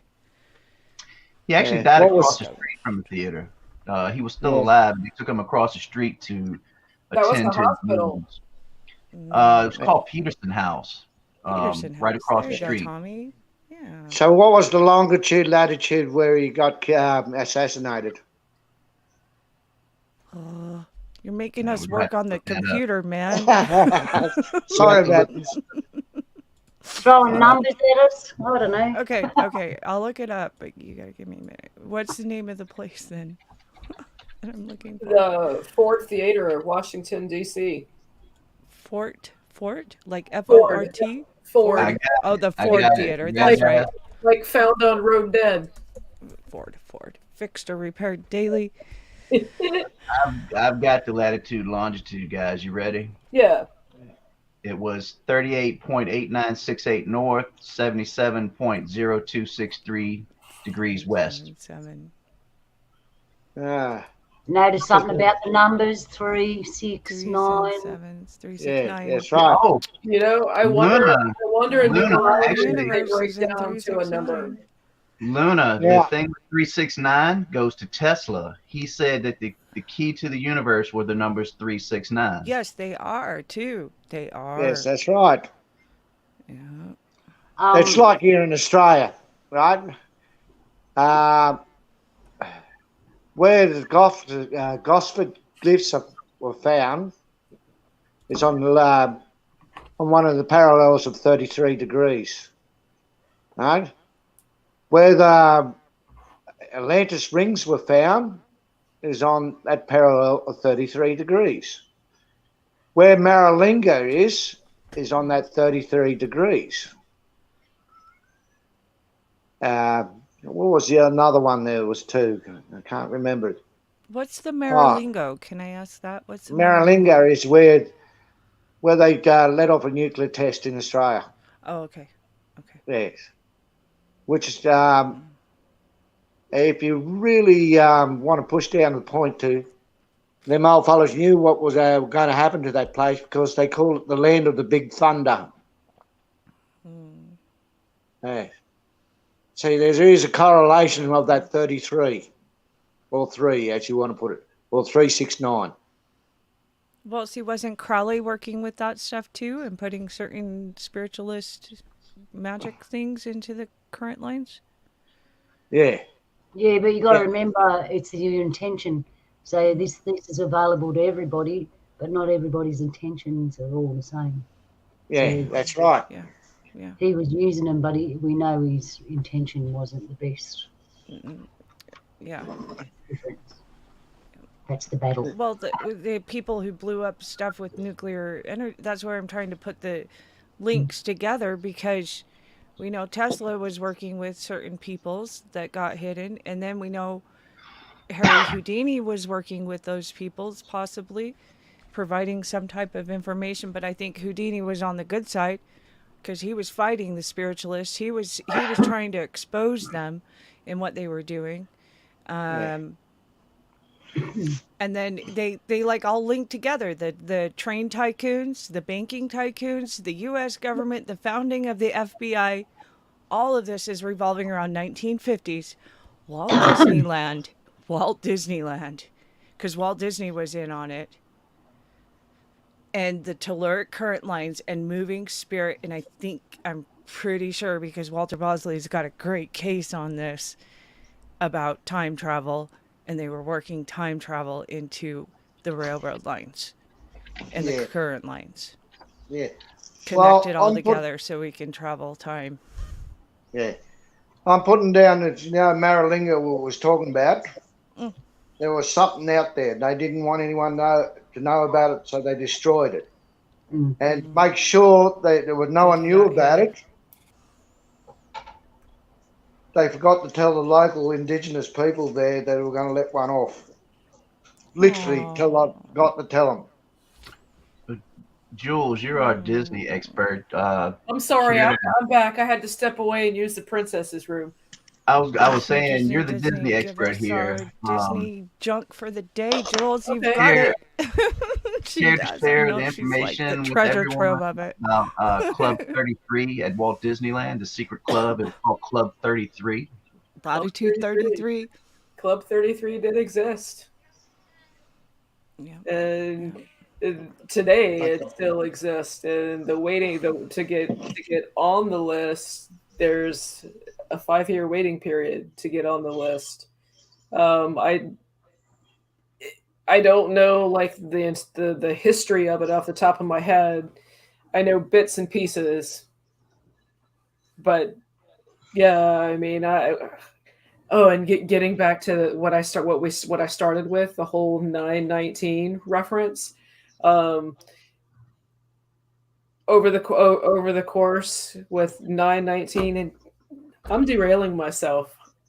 That's what happens when I have too many things that just pop in my head, and it's like it's this and this and this and this and this, and I have to. Woohoo! All aboard!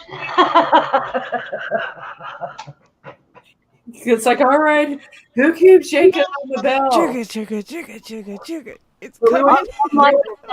we were talking about Walt Disney, and I was thinking of about this time last year. I had the Delta, or whatever I had.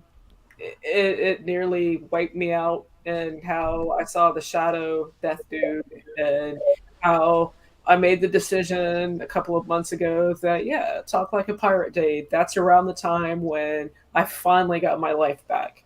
So it's kind of like my way of like celebrating life, and I completely missed Talk Like a Pirate Day last year. So I'm grateful I get a redo, and I'm just doing some pirate stuff. Yep, grab your hat, grab your cat or your bird, get dressed up and join us. Well, can I tell you what Yeah, happened on my Donnie. side, from my side, Jules, about the Pirate Day and the video and stuff? Yeah, but Donnie, Go ahead. I've got Nano Girl coming on. Me, Luna, and Nano Girl are doing a show. Ah, perfect. I've got it. It's going to be Saturday, September 17th. And the night before, me and Naysay are probably going to yarn about pirates, Oh, Masons, and Templars. And Tommy, if you're free, you're welcome to join us. I mean, the history of piracy and how it's been around since Phoenicians. But when I went to school, I don't remember being taught that piracy started with the Phoenicians.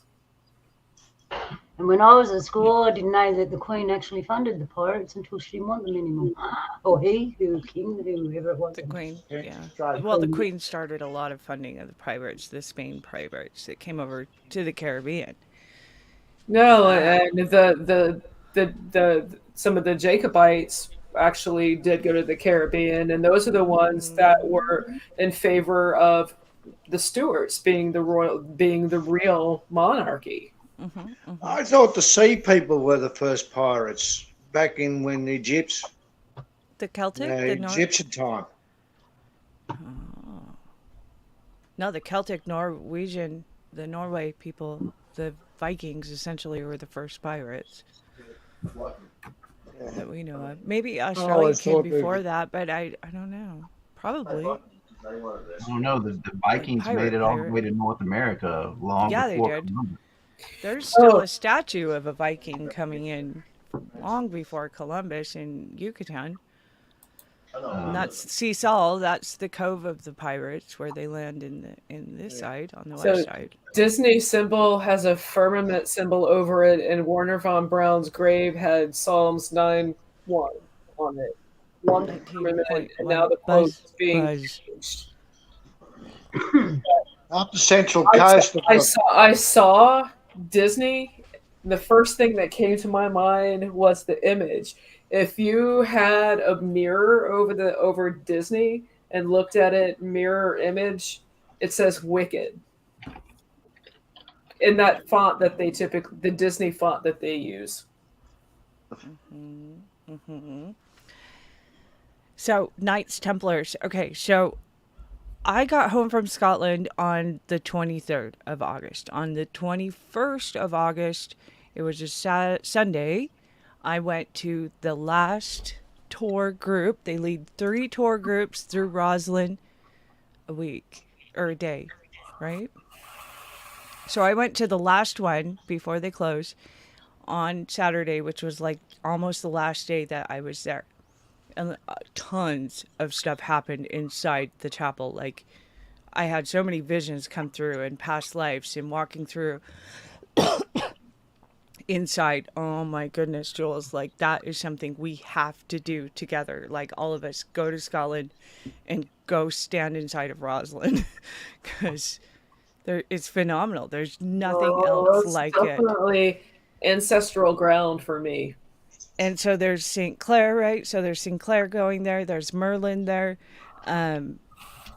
All of these Templar stuff is supposed to be all around the Templar things, which is totally there. But here's the thing. So I get home and I'm like, how am I going to tell the group about Rosalind? Like there was so much that happened there, and the Knights and the Templars, and how all these Scottish ghosts followed me back, and they're all Jacobites, and I feel like I have a Jacobite Scottish army around all the time now. Like I encountered so many Jacobite. But No, I mean, I was like, I oh, can there track goes Jules. She posted so the far- Knights so Templars far 20 on- days early. so far on this timeline. I can track my heritage way back to the Picts, at least up until the pirates of the Caribbean. Yeah, and Gilchrist, like I encountered, I felt your specific spirit, your familial line, your family line spirit specifically in Drumnadrocket, exactly where that time portal is, where it's marked by the telephone booth, the red telephone booth. And like where the red telephone booth is stationed in, it's actually not in the set town called Drumnadrocket. It's actually in the village right next to it, which is called Fort Lewiston. And so in Fort Lewiston, which is walking distance from Drumnadrocket, and it's on the way to Castle of Hogwarts, essentially, the Urquhart Castle. So, which is right beside Loch Ness, which is the castle that births the legends of Nessie the monster. Okay. So here I am I really wanted to walk the Glen Highway Trail, which is the old highway trail that links all of these little villages and takes you all the way through the Highlands from Fort Augustus up into Inverness.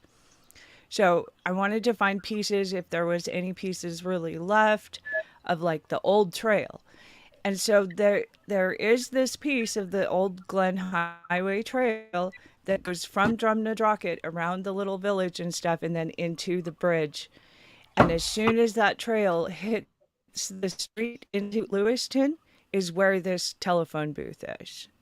So it's like it's on a ley line, it's on a portal line. It's definitely a really important area, and that's where V shows up the final battle, and that is where I felt your badge, your Gilchrist badge, being in that area, protecting over it. Your family line having serious connections there. I think that's why I had to find V, because then suddenly, bam, you were there in spirit. Like, I totally recognize your spirit. It's so much fun. It's like pure Xena. Like, what? Wham! Here I am. I love it. But no, like that was the specific area in space. So Fort Lewiston, I think if you do some research and get into Gilchrist, I think you're going to find that Gilchrist comes in to the history of that place, because it definitely had your feel in it. I mean, maybe after the first of the year, when I can dedicate time to it, I'll get into If genealogy it again. hits or whatever. I started years ago, and I got so carried away, and I used this software that was free, this software that was free, and I had the hindsight, and I went ahead and I printed all those documents way back in the day. And these are like documents that kind of speculate on ancestors, but they throw out these computerized specifics. And a lot of these are the ones that could trace your lineage to Adam, and that's where they stop. That's where they stop. They don't want you Okay. to know that we were here before Adam. Yeah. Yeah. But with these DNA things, I was able to go as far back, and I stopped when I got to like 999. Okay. I mean, because it's like how much of this, I mean, Yeah. it is like speculation. How much of this is documented proof, and how what Well, that's why I it was saying, becomes like, harder and too, harder to find. But too, yeah, I know my surname is of the ancients. yeah, yeah, and it goes My straight to Viking ancestors were the for Pictish me. folk of Scotland. Pictish and Viking is where I get when I follow your timeline back. That's where it leads to. That's why I was saying maybe, because it is a big, wide, spread out thing. So if looking into Fort Lewiston helps you, well, for me, when I'm trying to find that timeline or that piece of me that belongs there, where I'm supposed to go back to, like that's really good if I have a location that I can just kind of focus on and think about in my mind, and then the spirit starts sharing, okay, this is where you came from, or this is what I want you to see from this area, because I really do feel like that you were supposed to be there with me in some way, in spirit form or coming actually going with. And like that's why I sent the invite out to you first. I was like, Jules, you're supposed to do this with me somehow. Like this is connected. And You know? it's true.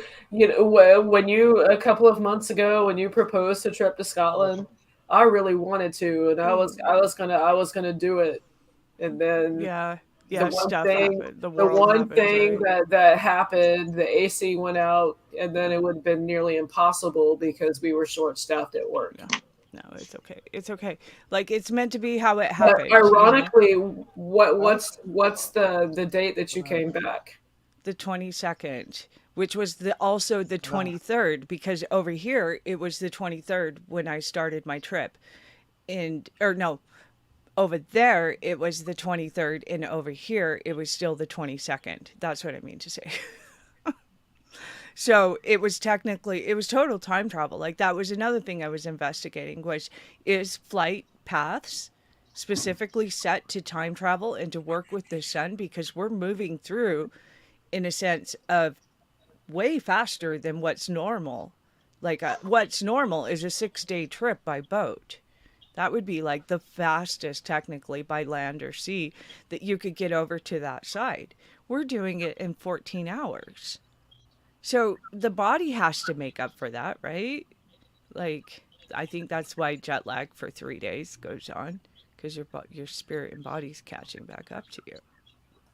Yeah, I agree because I only went to visit Donnie, and my friend that I took with me when we got back, she said I felt like I had jet lag. Yeah. Yeah. Yeah, Uh, whenever you travel long distance, I think it's over like 300 miles or I something. wasn't that far away. It was the spiritual part. Yeah. Yeah. It was the spiritual thing. It wasn't that far The away, but spiritual part. the Oh, okay. spiritual part when she got back and Plus, walked up throws to it. up a good question. People think time portals are Yeah. above ground, but what if there are also underwater time portals, like maybe one in Loch Ness? Yeah, I wanted to There you go. address that question, and there was another question by Propagate that we had ages ago. I wanted to address that too. Yes, Buzz, I'll go first. Um, Yes, Buzz, portals, yep. Whether they look like Stargate things, the ones I saw, they don't look like that, but I'd love to see one like that. was it this question? People think time portals are above ground. Yeah. Oh, Propagate's question. Yes, that question too. So they're portals. They're everywhere. They're in the water. They're in the air. They're on the ground. What else am I allowed to say about it, Donnie? They're there. They're everywhere. And you don't necessarily can see them with your naked eye. Spiritual people can see them with their third eye. Sometimes they just look like little slits, a little line of light, Puff of smoke.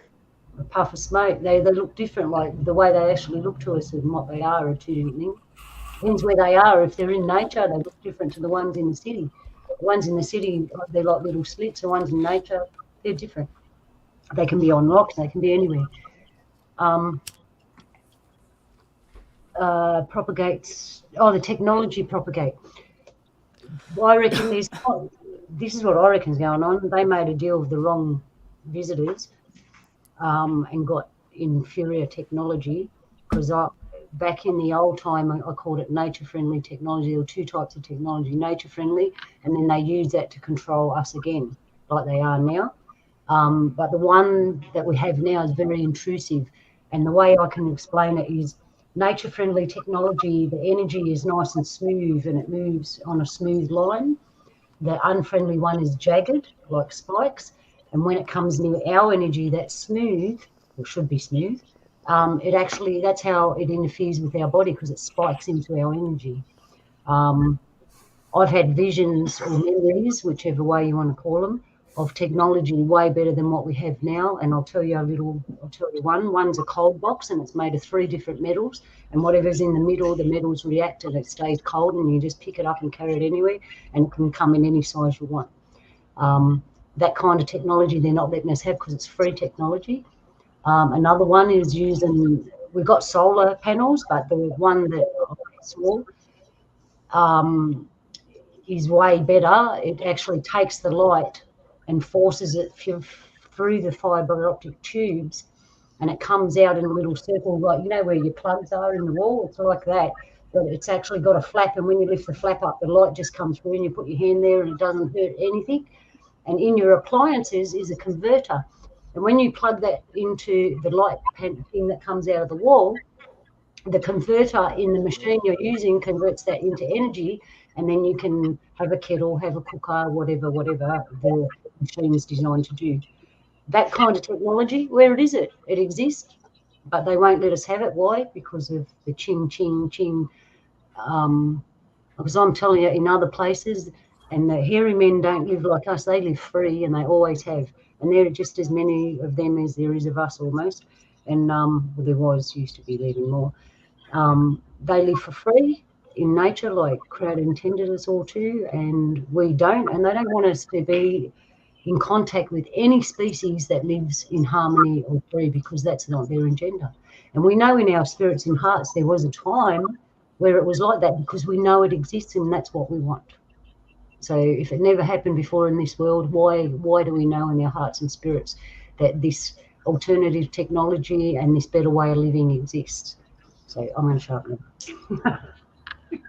Now, does No, the technology upgrade have to do with reverse engineering of Roswell? What I think about that is that our technology upgrades that we get trickle down from the military, and where the military is the one who likely would have that knowledge of reverse engineering anything from Roswell. And I've heard that aliens, star people influenced humans during the Egyptian days. What do you think about that? I can't speak for everybody here, but as far as being star people influencing the Egyptians, I think that the star people influenced the population of Atlantis, and some of those Atlanteans were the ones who actually gave the Egyptians the influence. Yeah, I believe they were the star people. I was watching a thing last night, and they talked about one mob that used to rule about the time of the Egyptian times. And I'm watching, I'm looking, and I'm thinking they were the visitors. We're getting them mixed up. Who was the visitors? Like, there's some of the mob that we think is our mob. They were the visitors, man. They had the better technology. The problem with some of them visitors is they wanted to control us. And that's what we have. That's where the slave thing comes from, because they tried to enslave us and use, because they were smarter, Yeah, exactly. better technology. And what do we do to animals that are dumber than us? I mean, and I think that happened before, and that's where the Agiki come in, and those Agiki were the ones who are also known as the archangels. Yep, it has happened before. And if you look at all the stories we have of other beings, and you look at them as the others, the visitors, it explains it so easily. The angels, they're beings with wings, obviously, whether they're technological wings or they're physical matter wings is another thing, because I haven't met one in the flesh. I've seen them in spirit, but I haven't met them in the flesh.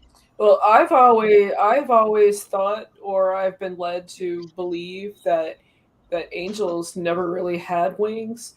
They were to illustrate that they came from above. They were drawn with wings, and from that, then came the belief that angels had wings. Yeah. And I've got to say it, and I say it every time. If I got it, if you didn't know Australia existed, and I had better technology than you, and I got in a vehicle and flew all the way to America and landed in America, where would you think I come from? Up there. Another land, Yeah. extra land.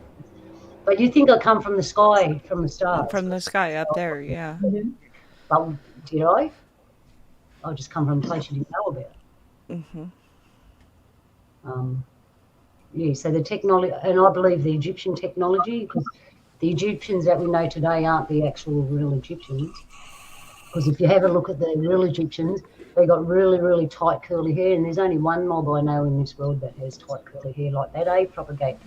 And quite curly beards, yeah. And they had the better technology in that. They built the pyramids and the energy of the pyramids was to enslave us. They used that technology that I was talking about before, but you can use it for good or bad, like any spiritual energy, good or bad.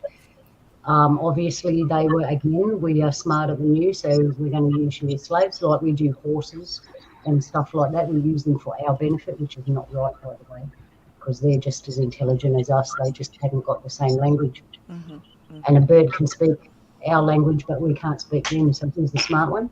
So I reckon that's what happened, and we rebelled, and there was a war. We had help from others to help us win and overthrow our overlords.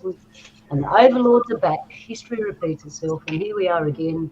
Same thing, different, looks different, because we got, some things don't look different actually, because I believe they had computers, but they were little round things, and they looked like mirrors. But anyway. Yeah, I mean, a lot of people speculate that those were battery boxes.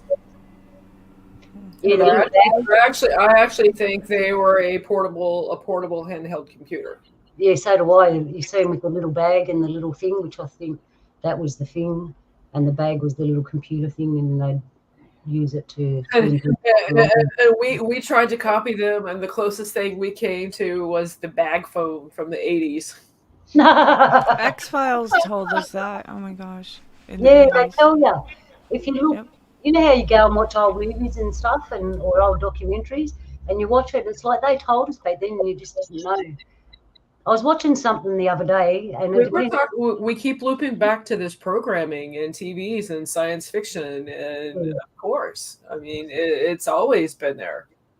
It's got to be there. Well, the saying is, if you want to hide a secret, the best place to hide it is in plain sight. Yeah. Exactly. Actually, what just come to mind then, I had a conversation with Donnie yesterday, I think it was.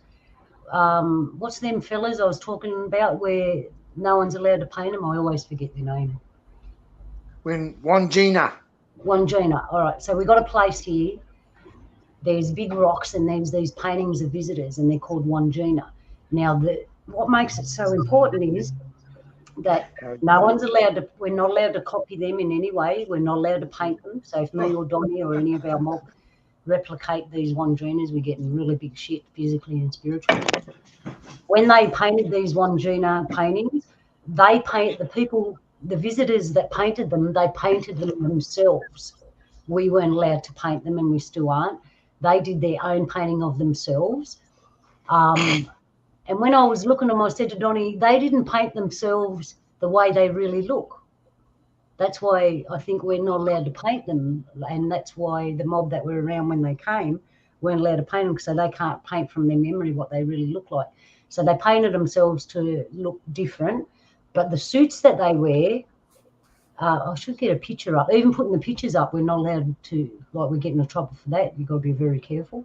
This is how important it is. And I was thinking the other day, why would you place so much importance on just this one place and this species? And then I realised, hang on a minute, they could have been overlords, because when they got in there was nothing really here for them. They could have been an unknown species, visitors. It just got me wondering. I don't know how to show you what they are. How can we show them what they are, Donnie?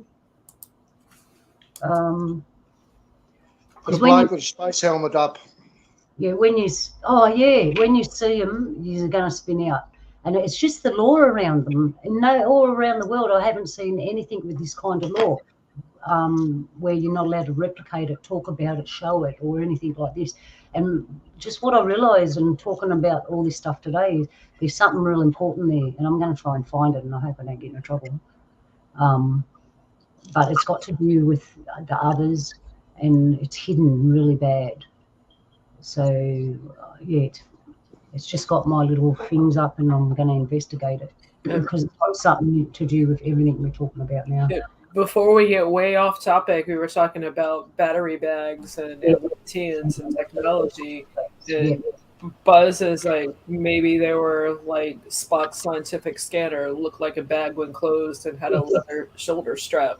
Yeah, that's what I was thinking. That's why you had the scanner in hand, and it looks like a acorn or whatever, and they had the That's little bow. exactly what our satellite phones look like. Remember Yeah. sat phones? That's how we did it. Oh, We still and do it. technology. When the ancients when they drew on cave walls and everything, Yeah. when you if you zoomed out, it looked like it was a satellite image. It's been years since I've seen it.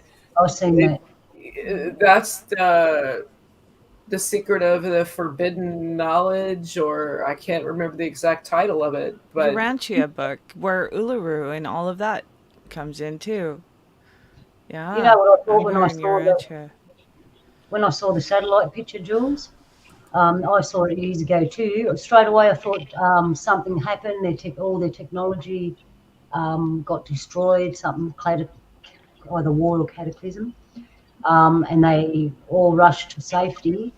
And they drew, trying to tell the people us.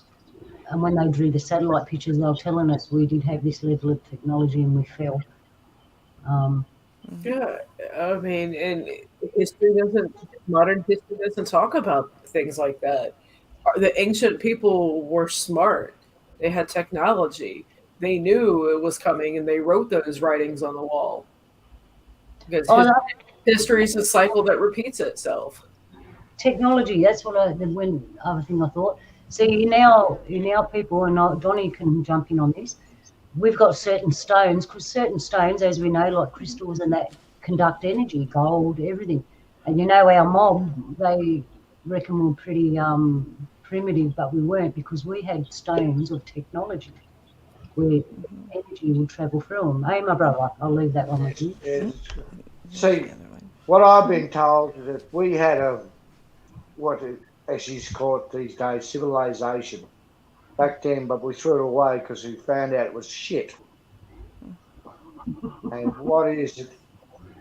If you wanted to think about our technology and our civilization back then, uh, best way I could explain it would be the Flintstones with a twist. And the other thing there Again, that would, Flintstones. yeah, the other thing there they were talking about, Anne Marie was talking about, or Luna, is have you ever heard of a Bracewell probe? A what? Why does that sound familiar? Bracewell probe? Braswell Pub. Okay. No, Bracewell probe. Bracewell. Probe. Probe. Yeah, The Bracewell probe. Yes. yeah. We have translation of Aussie.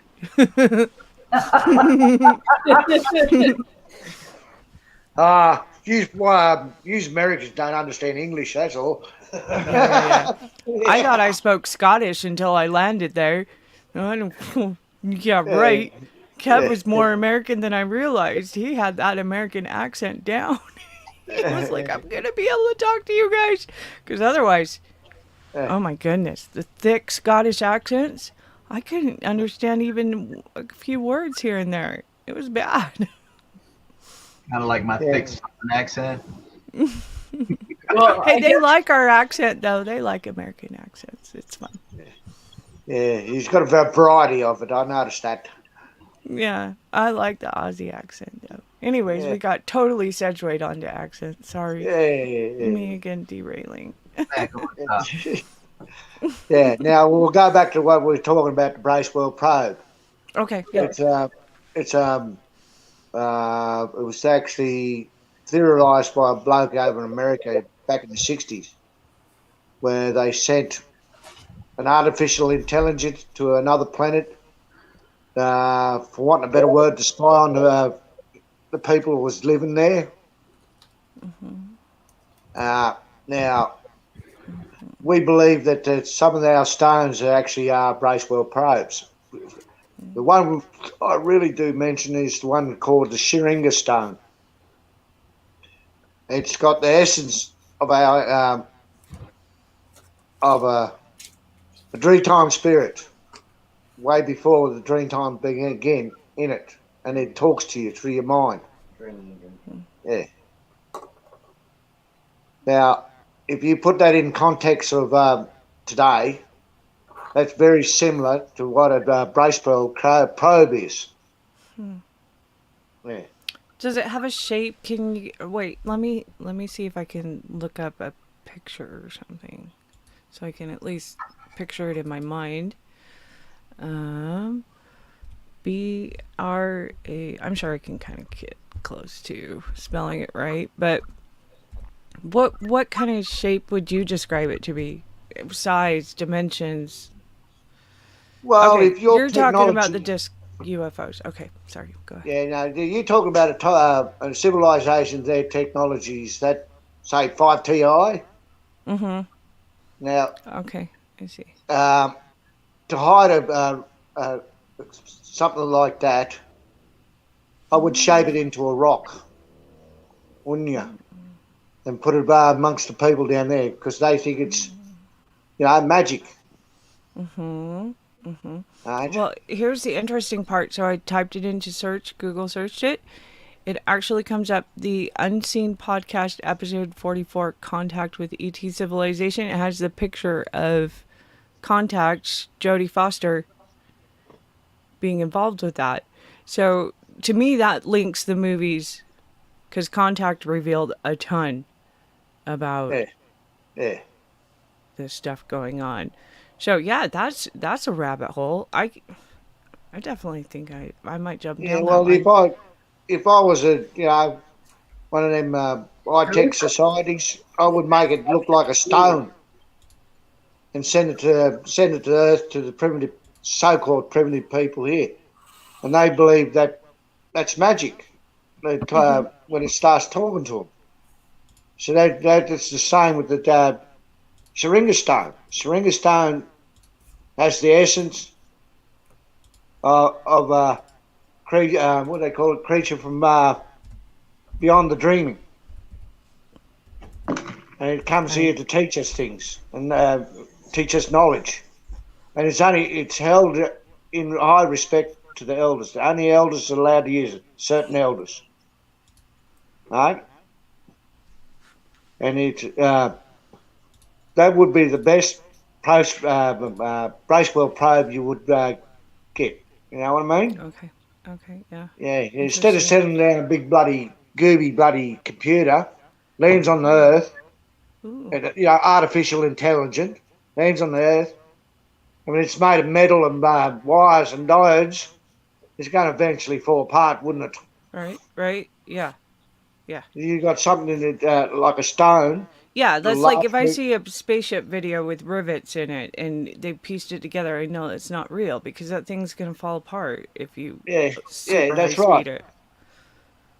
Right? Yeah, Okay. but if you put it in a stone and leave it here for them, for the Mm-hmm. the populace, them to understand it, and then to pass that knowledge off to the other people, Mm-hmm. that would be the best way to doing it, wouldn't it? And Yeah. they could also use that syringa stone Oh my to gosh, transmit mind messages blown. back to their own mob. Oh my goodness. Donnie, you're blowing my mind. Yeah. Super, super download information. Exactly. I saw the GIF. Totally spread out. Yeah. No, and while you were talking, I got a little ping from. Do you guys know Alien Scientist? Alien I Scientist saying that he's talked about this. I just recently started watching him. Ooh, I I like it. haven't. I like his I show. I I It's can fun. I confess I have not made it through an entire episode It's because hard. of time constraints. Hmm. But I do like the way that he brings just an unbiased opinion He's such a cool and dude on top of and it. lays out the facts. Yeah. Yeah, Kev was Where going to have him on he's pretty soon, but he's very professional in how he does his streams. yeah, and yeah, yeah, no, I like it. And I like that he puts out like he just opens it up and lets like 20, 30 people jump on, as long as they're keeping the rules. If they've got a good idea, you can speak it. Put down their research, put your, science, as long as it's going along with what they're, talking about, but they're really digging into stuff and how making their own UFOs and putting together plasma energy and figuring out how to do blasts with it and like taking it to another level, I think, as far as the experimentation that could be done with our generation, like our X Gen minds, which are different. We're so different. Oh my gosh. we get the weird ones. We got the entrance of everything. Everything from the 1980s on when it comes to all this technology and stuff. But yeah, yeah, Donnie, the Braswell probe. I'm gonna go down that hole and see what we find because that's interesting. Yeah. Well, it's actually that Shringa stone. I've The actually Sharinga stone. seen I'm one. gonna write it down. Yeah. That's Churinga. Shringa. So, Donnie, I haven't had a chance to catch up with you and and ask you how are you still doing things with the Strongs? I mean, I know the la- Yeah, I am. I haven't even spoken to you since before you even did your first thing with the Strongs. Yeah. I actually went on there. I went on there to talk about my, what I do as a job. But the it's like it got sidetracked and went into Yowies. Well, so Tommy Yeah. is probably not familiar with all of the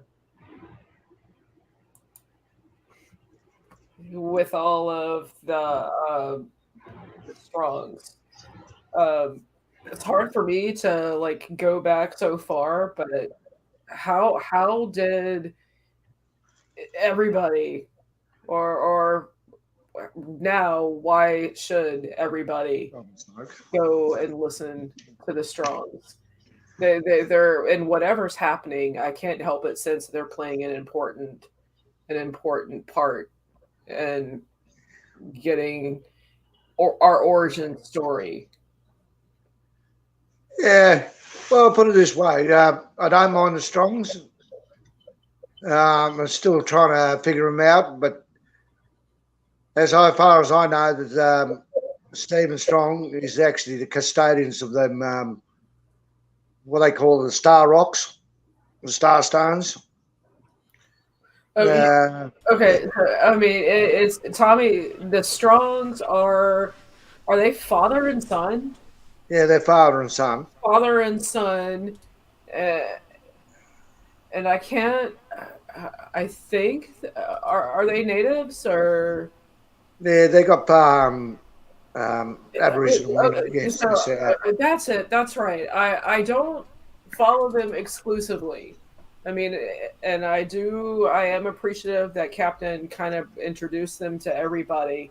But Tommy, that they're Australian father and son. They, like Johnny had said, they are custodians of rocks, and these rocks are sacred, and the Chiringa stone is one of them. And these rocks are healing rocks, and they're a bit magical rocks. And that's what Donnie's been talking with them about his interactions with spirits and rocks and stuff. So kind of, and I'm sure there's a lot of gaps in between, but that was Kev Baker had them on his show, and they have a lot of interesting knowledge of things. Yes, they do. Yeah.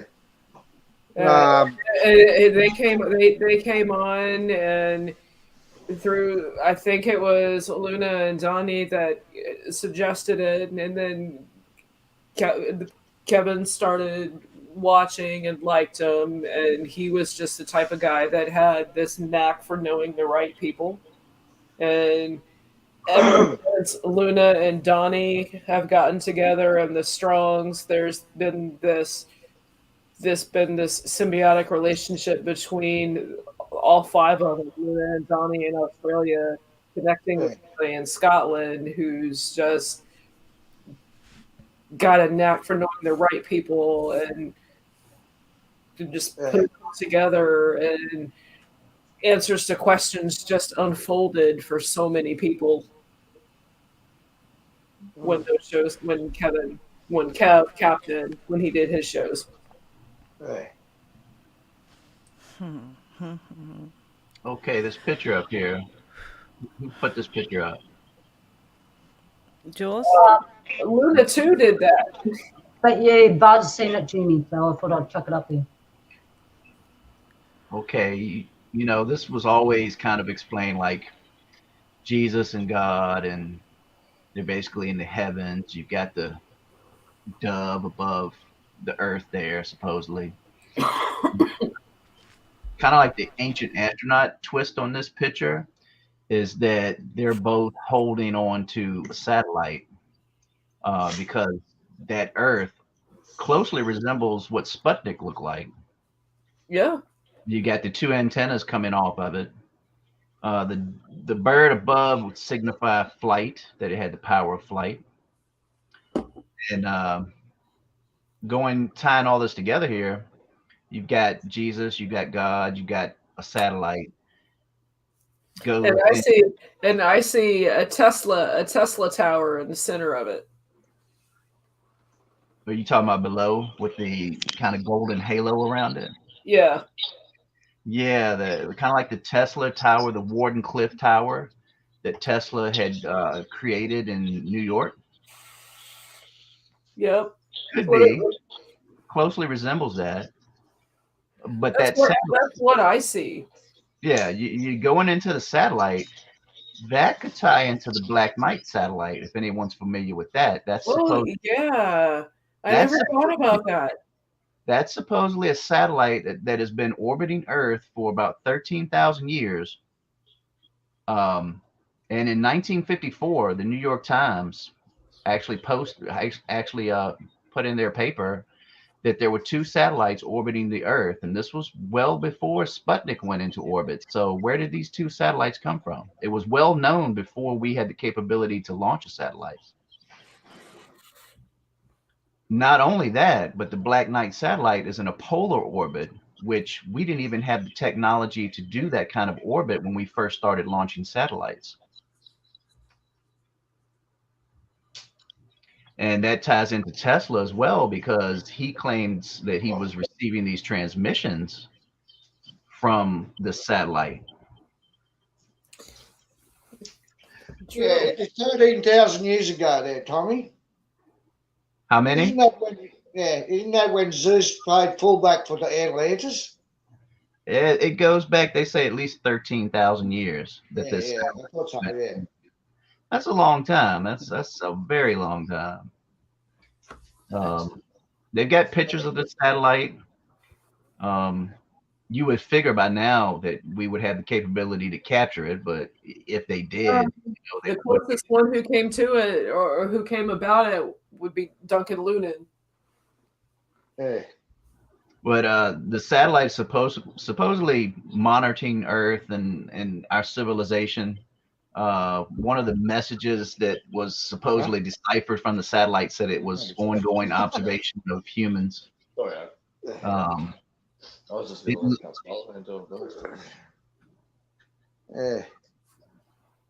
yeah. If we go back to Atlantis too, about what's his name now, I've been following a bloke by the name of Randall Castle. Have you ever heard of him? He's one of your mob. Is he the gentleman from Florida that created these stone structures and no one knows how he built them? No. He's self-taught geologist. I think he is. A bit of a scientist. He's popular. He pops up in my YouTube feed all the time. Yeah. He talks about Atlantis. Now, I thought there was a really strange situation there because he's stating that Atlantis was dead smack in the middle of the Atlantic Ocean. Right? There was two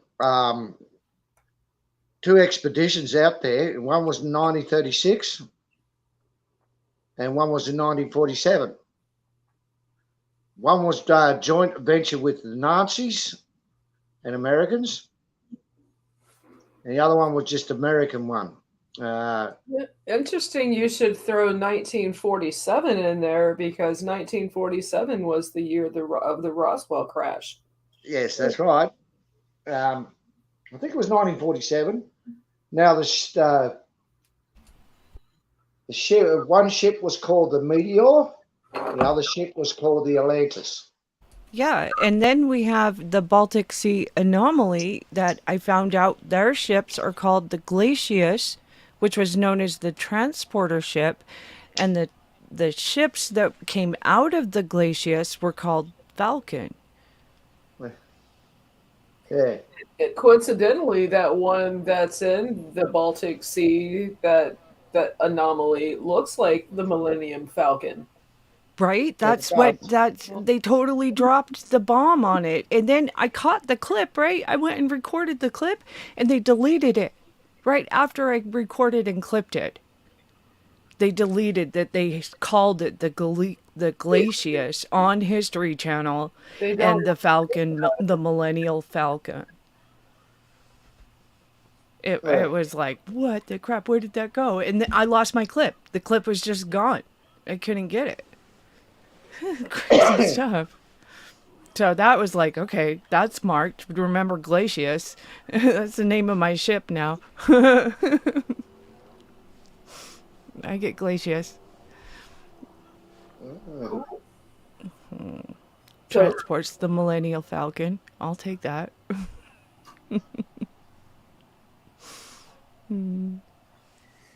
yeah. Now that picture he's put up there, was it Buzzino? What his name is? Oh, Buzz. Buzzacino.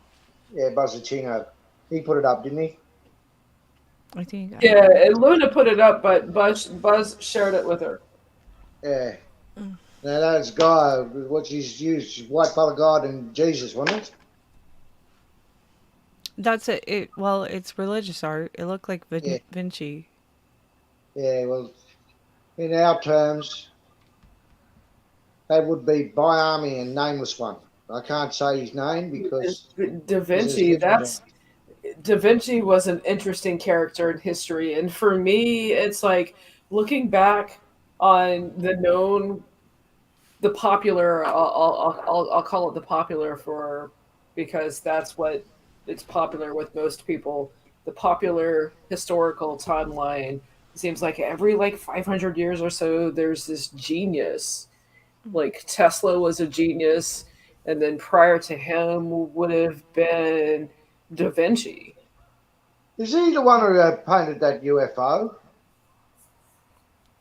I Da think Vinci? Vinci painted some aliens. I think he painted some UFOs, but you have to have his secret mystery code of every painting because he used a different code for every painting to Yeah, decipher it to No, it find wasn't them. the Mona Lisa.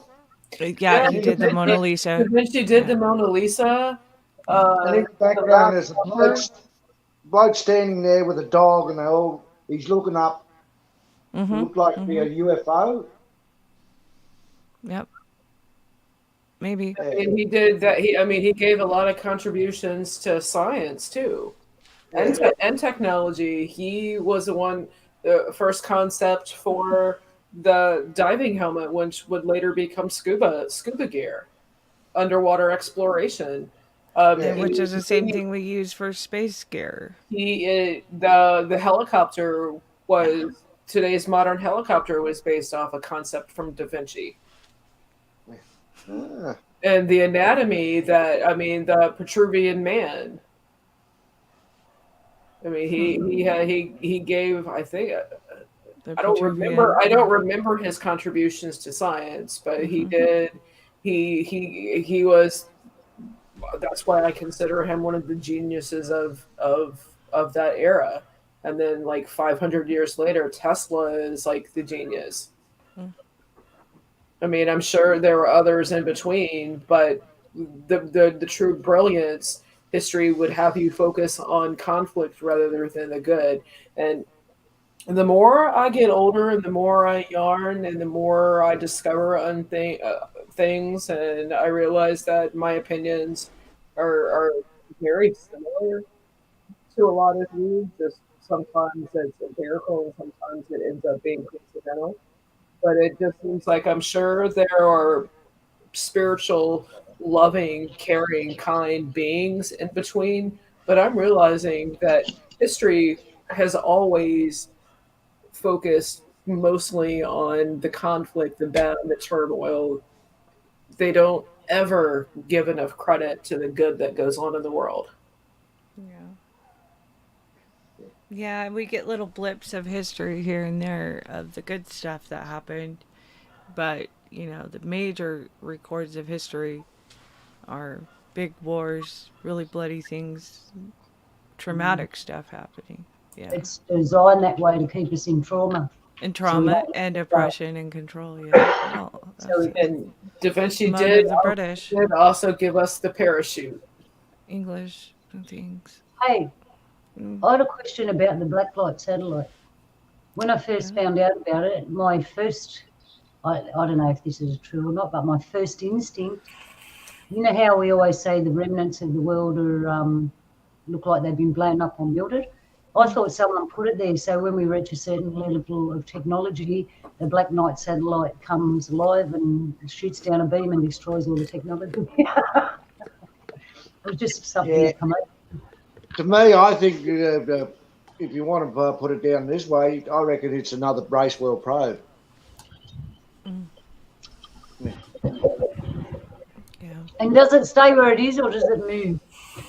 It moves in a polar orbit, so it goes from the North Pole to the South Pole. Yeah, I thought so. Yeah. That That's makes probably why sense. I thought Yeah. it was a weapon. I believe it gathers Right. technology, information. Mm-hmm. But yeah, I initially thought that's what it was for. It was put there to keep us in line. Mm. So the orbit that it goes in, with the Earth's rotation, it will be able to cover the entire planet in Yep, that orbit. yep, and That that's makes why we sense. find Yeah. this melted, blown up building remnants all over the world. Yeah. Yeah. Makes sense. Yeah. I don't know. Just thought it could be there to keep the wall of ice frozen. Who knows? Yeah. Well, Oy. I believe that just after the fall of Atlantis, there was a massive war, global war. After that, Yep. because I saw because that of in the timeline. Mm-hmm. Yeah, just, I think the events that happened between Atlantis and Lemuria, I think a lot of them ultimately did not make it, but the ones that did dispersed from Atlantis. They Yeah, they and had to go that's into where major hiding that's because where then they all became that's where all hunted. that's where the civilization started too. Yeah. yeah. The only thing that actually throws me out of whack at the moment until I figure out because it seems to have a lot of our symbols on it. Is what do they call it? Göbekli Tepe. Yeah, and Göbekli Tepe. why is that still considered a modern discovery? It was purposely covered up. Hmm. Yeah. Well, in our culture, what comes from mother goes back to mother. Mm. Do you understand what Yeah. I mean? Mm-hmm. Uh, and why would they call it pot belly? What's a pot belly? Mm. Pregnant woman, isn't it? In Australian, we call it a pig. That a potbelly is like a breed of a kind of pigs, potbelly Yeah, pigs. yeah. That's where But my if you head got went to. pot Or belly a out here, pot, like a stove, a potbelly stove. We yeah. have Well, wood out here, stoves that are you call potbelly a stoves. person who's got a pot belly, they either got a big gut or they're pregnant. Oh, really? Yeah, Oh. Yeah, that's what we associated with. We've got a big gut. yeah. You Big got a stomach. big gut. Yeah, right. Now, Top end. so Oh. the other thing that's starting to what's the name there is the symbols on it. Mm. Now, one of the symbols I dispute. They say it's a fox, but the more and more I look at it, it looks more like a thylacine. Oh. Yeah, Oh. Hey, that's a really good connection. yeah.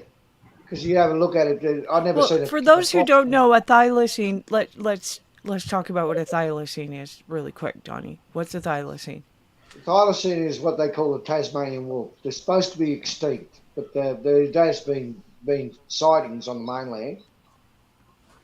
And they're Their beautiful, closest aren't they? relative is a kangaroo. Would you believe? They're Yeah. like a Wow. they're carnivorous.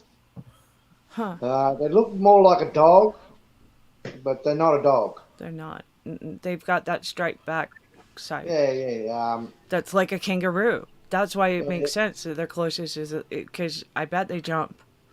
I yeah. bet they jump high, Nah, right? The thylacine, nah. yeah. To climb the Uh, rocks, that's what I see him doing. I see him living in really deep red rock areas in the mind when I look for him, and they climb the rocks. They jump up the rocks and climb up to the top of them. the one Like, I seen in 2006 was actually on the side of a road. Would you believe? It was just sheer luck that I oh, actually came across him. oh, Yeah, they're not much bigger than a red cattle dog or a blue cattle dog. yeah, yeah. Okay, Australian kettle They've got a dogs, huge big mouth. I'm healers. telling you. We call them healers here. Yeah, red cattle dog or blue heelers, whatever you want to call Yeah, them. I had a red healer. I had a red healer in Texas, and Yeah, he had the same color hair as mine. So I called him HD, and everybody thought it stood for Harley Davidson, but it actually stood for Ho Dog because he humped everything. So we called him Ho Dog. In Texas, it flew. It totally flew in Texas. It worked. yeah, He was HD for short, and he was fast as fast could be. Oh my gosh. I would kickbox with him. And then I would try to lasso him. That was our fun game. I would get my lasso out, and as soon as he'd hear that rope swing, man, he would jolt off as fast as he could go, and I'd try to get the lasso around him and bring him back. It yeah. was fun. He was great fun. I liked my Ho Dog. Can you guys believe we have been here for more than 2.5 hours? It's just been a I'm good. It's been a good way to end the work week and begin a fun weekend. Nothing. Friday, 3 hour streams. Yay. It was a good night for it. We needed to do this. I was really excited when you put it up, Jules. But yeah, the frequencies, we're going to affect the Schumann again. It needs Yeah, it. I mean, I just want to thank you guys for all just coming on and sharing your life with me. It's been awesome. Mm. And Well, this is give a great. shout out to who I can see and chat and Buzz. Always a pleasure, brother. My favorite bard ever. Nanette, Wonderful. love you, Da Nanette. Vinci There's also Joe invented the here. parachute. That's right. Uh, crazy chick Luna. Loca Luna. Loca And Luna. propagate this light. If you're still here, well, keep the questions coming, brother. We appreciate it.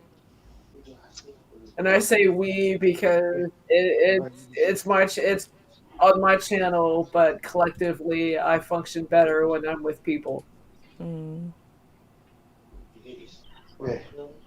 And I want to thank Jules for letting us have the party at her house today. Pick your rubbish up as you leave. Yeah, I mean, like I'm saying, it's always a party, and it was just at my house this weekend, and who knows? I don't know. Are you've got plans tomorrow, right, Luna? Actually, I was sitting here the whole time thinking I had plans which were supposed to start today and have tomorrow in them. But I woke up and it's raining and it's very cold, as you can see. I have put my furs on, and All right. that's changed my plans. It's like, well, I've got to figure it So, out. so I mean, I don't know if it's me reading Luna's thoughts or me just wanting another yarn tomorrow, but if so, then there might be a party at Luna's house tomorrow. That would be fun. Tomorrow's Dad's Day for me. Yeah, tomorrow's Father's Day here. Oh, wow. Really? We've got Labor Day over here. Oh, going yeah. on. Yeah, it's our Labor Day weekend, and for once, I don't have to go into labor on Labor Day. I was going to say. How many kids do you have then? Good grief. You don't have to worship. You don't have to worship Jules.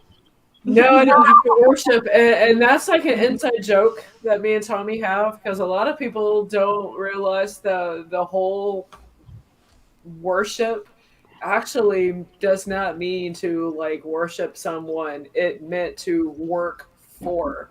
So every day I go and I worship. I don't go to work. I worship. That's And so true. I mean, Workship. that if you told Workmanship. if you told people the cold truth like that, I worship 8 hours a day, 5 days a week. Yeah. They're gonna The be government. expect you to be some religious like fanatical nut. Right. So I But wonder that's what they if, got the slaves doing. and I wonder if that actually had anything to do with the changing of work for to of worship. Ooh. Is that how they kind of got intertwined and interconnected?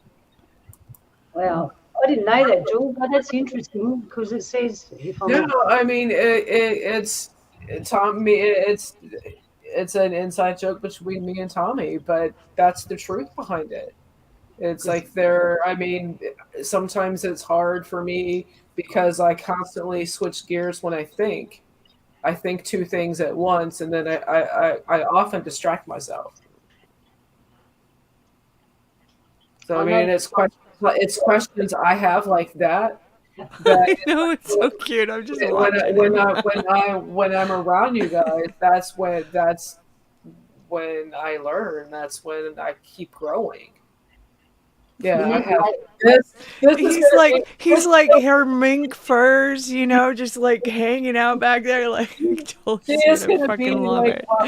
on the pirate show. I'm gonna have my pirate cat. It's so true.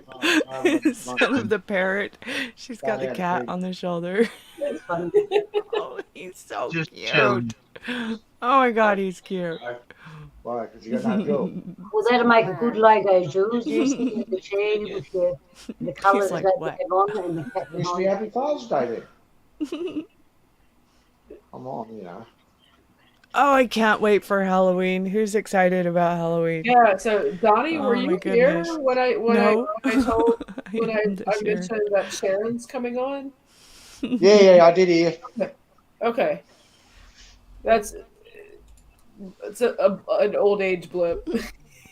Yeah, Yeah, Nano Girl's coming. We're going to be graced by Nano you Girl. got don't worry, Jules. You got the same thing as me. Craft. No, well, it'll be good to hear her voice for sure Yeah. and see her catch back up. Yeah, I How's think she a lot of doing? I think a lot of people are gonna be glad to see her. Mhm. So, wow, we've touched a lot of topics tonight. Hey, Yeah, and I mean the whole V connection and everything. And before I was about I could have gone off on like ooh 80s and it would have, but that's the beautiful thing about conversation and just letting it is. I mean, Yeah. because when you're with the right people and you're conversing, it'll come back, and it's just a continuous. That's the joy of it for me. Yeah, I love it. I love doing this stuff with you guys. It's hey, fun. we might call instead of G'day Saturday, G'day Intuitive Day. I Did, like did, it. did you like my catchy title? Yeah, Good day. It's almost Saturday, that's good. and I'm like, what? Well, it's almost Saturday here, and it is your Saturday, so And technically, it's Saturday in Scotland. Yeah, we There got you this. go, see? Yep. I think Yeah. it counts. G'day Saturday. Yeah, it works good. so good. When we do Saturday at your house, it's Saturday, and then when I do it, it's almost Saturday. I like that. That's cute. Yeah. But we can take, that's what I mean, we can take the party anywhere now, because when you say G'day, it's when Saturday or almost Saturday, you know, it's us. Yeah, exactly. Your house. Yeah, so Yeah. I am going to tomorrow when I'm sitting down and I'm listening to something, or I will make like a little post-it kind of looking note, and I'll drop it in Discord with the link for the show with There you go. Sharon, Cool. Nano Girl. Yep. And I'll just periodically keep pushing it up, and I'll drop it in self promo too in Discord.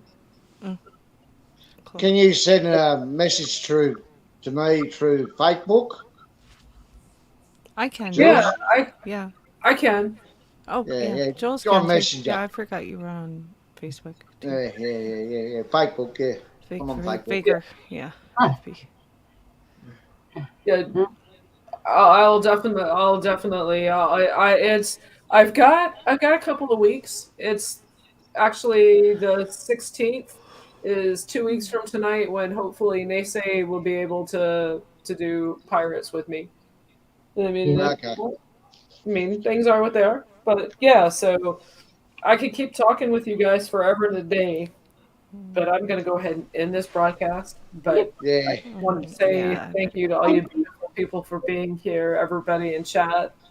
Hope you guys have a fantastic holiday weekend, and till we catch up, if nobody's told you that you're beautiful and loved today, let me do it. You're beautiful and loved, and Yalu and everybody. Dude, love you on this day. Remember, Yalu. Creator loves you too. Look out, Yalu. Jules. I'm blushing. Ah!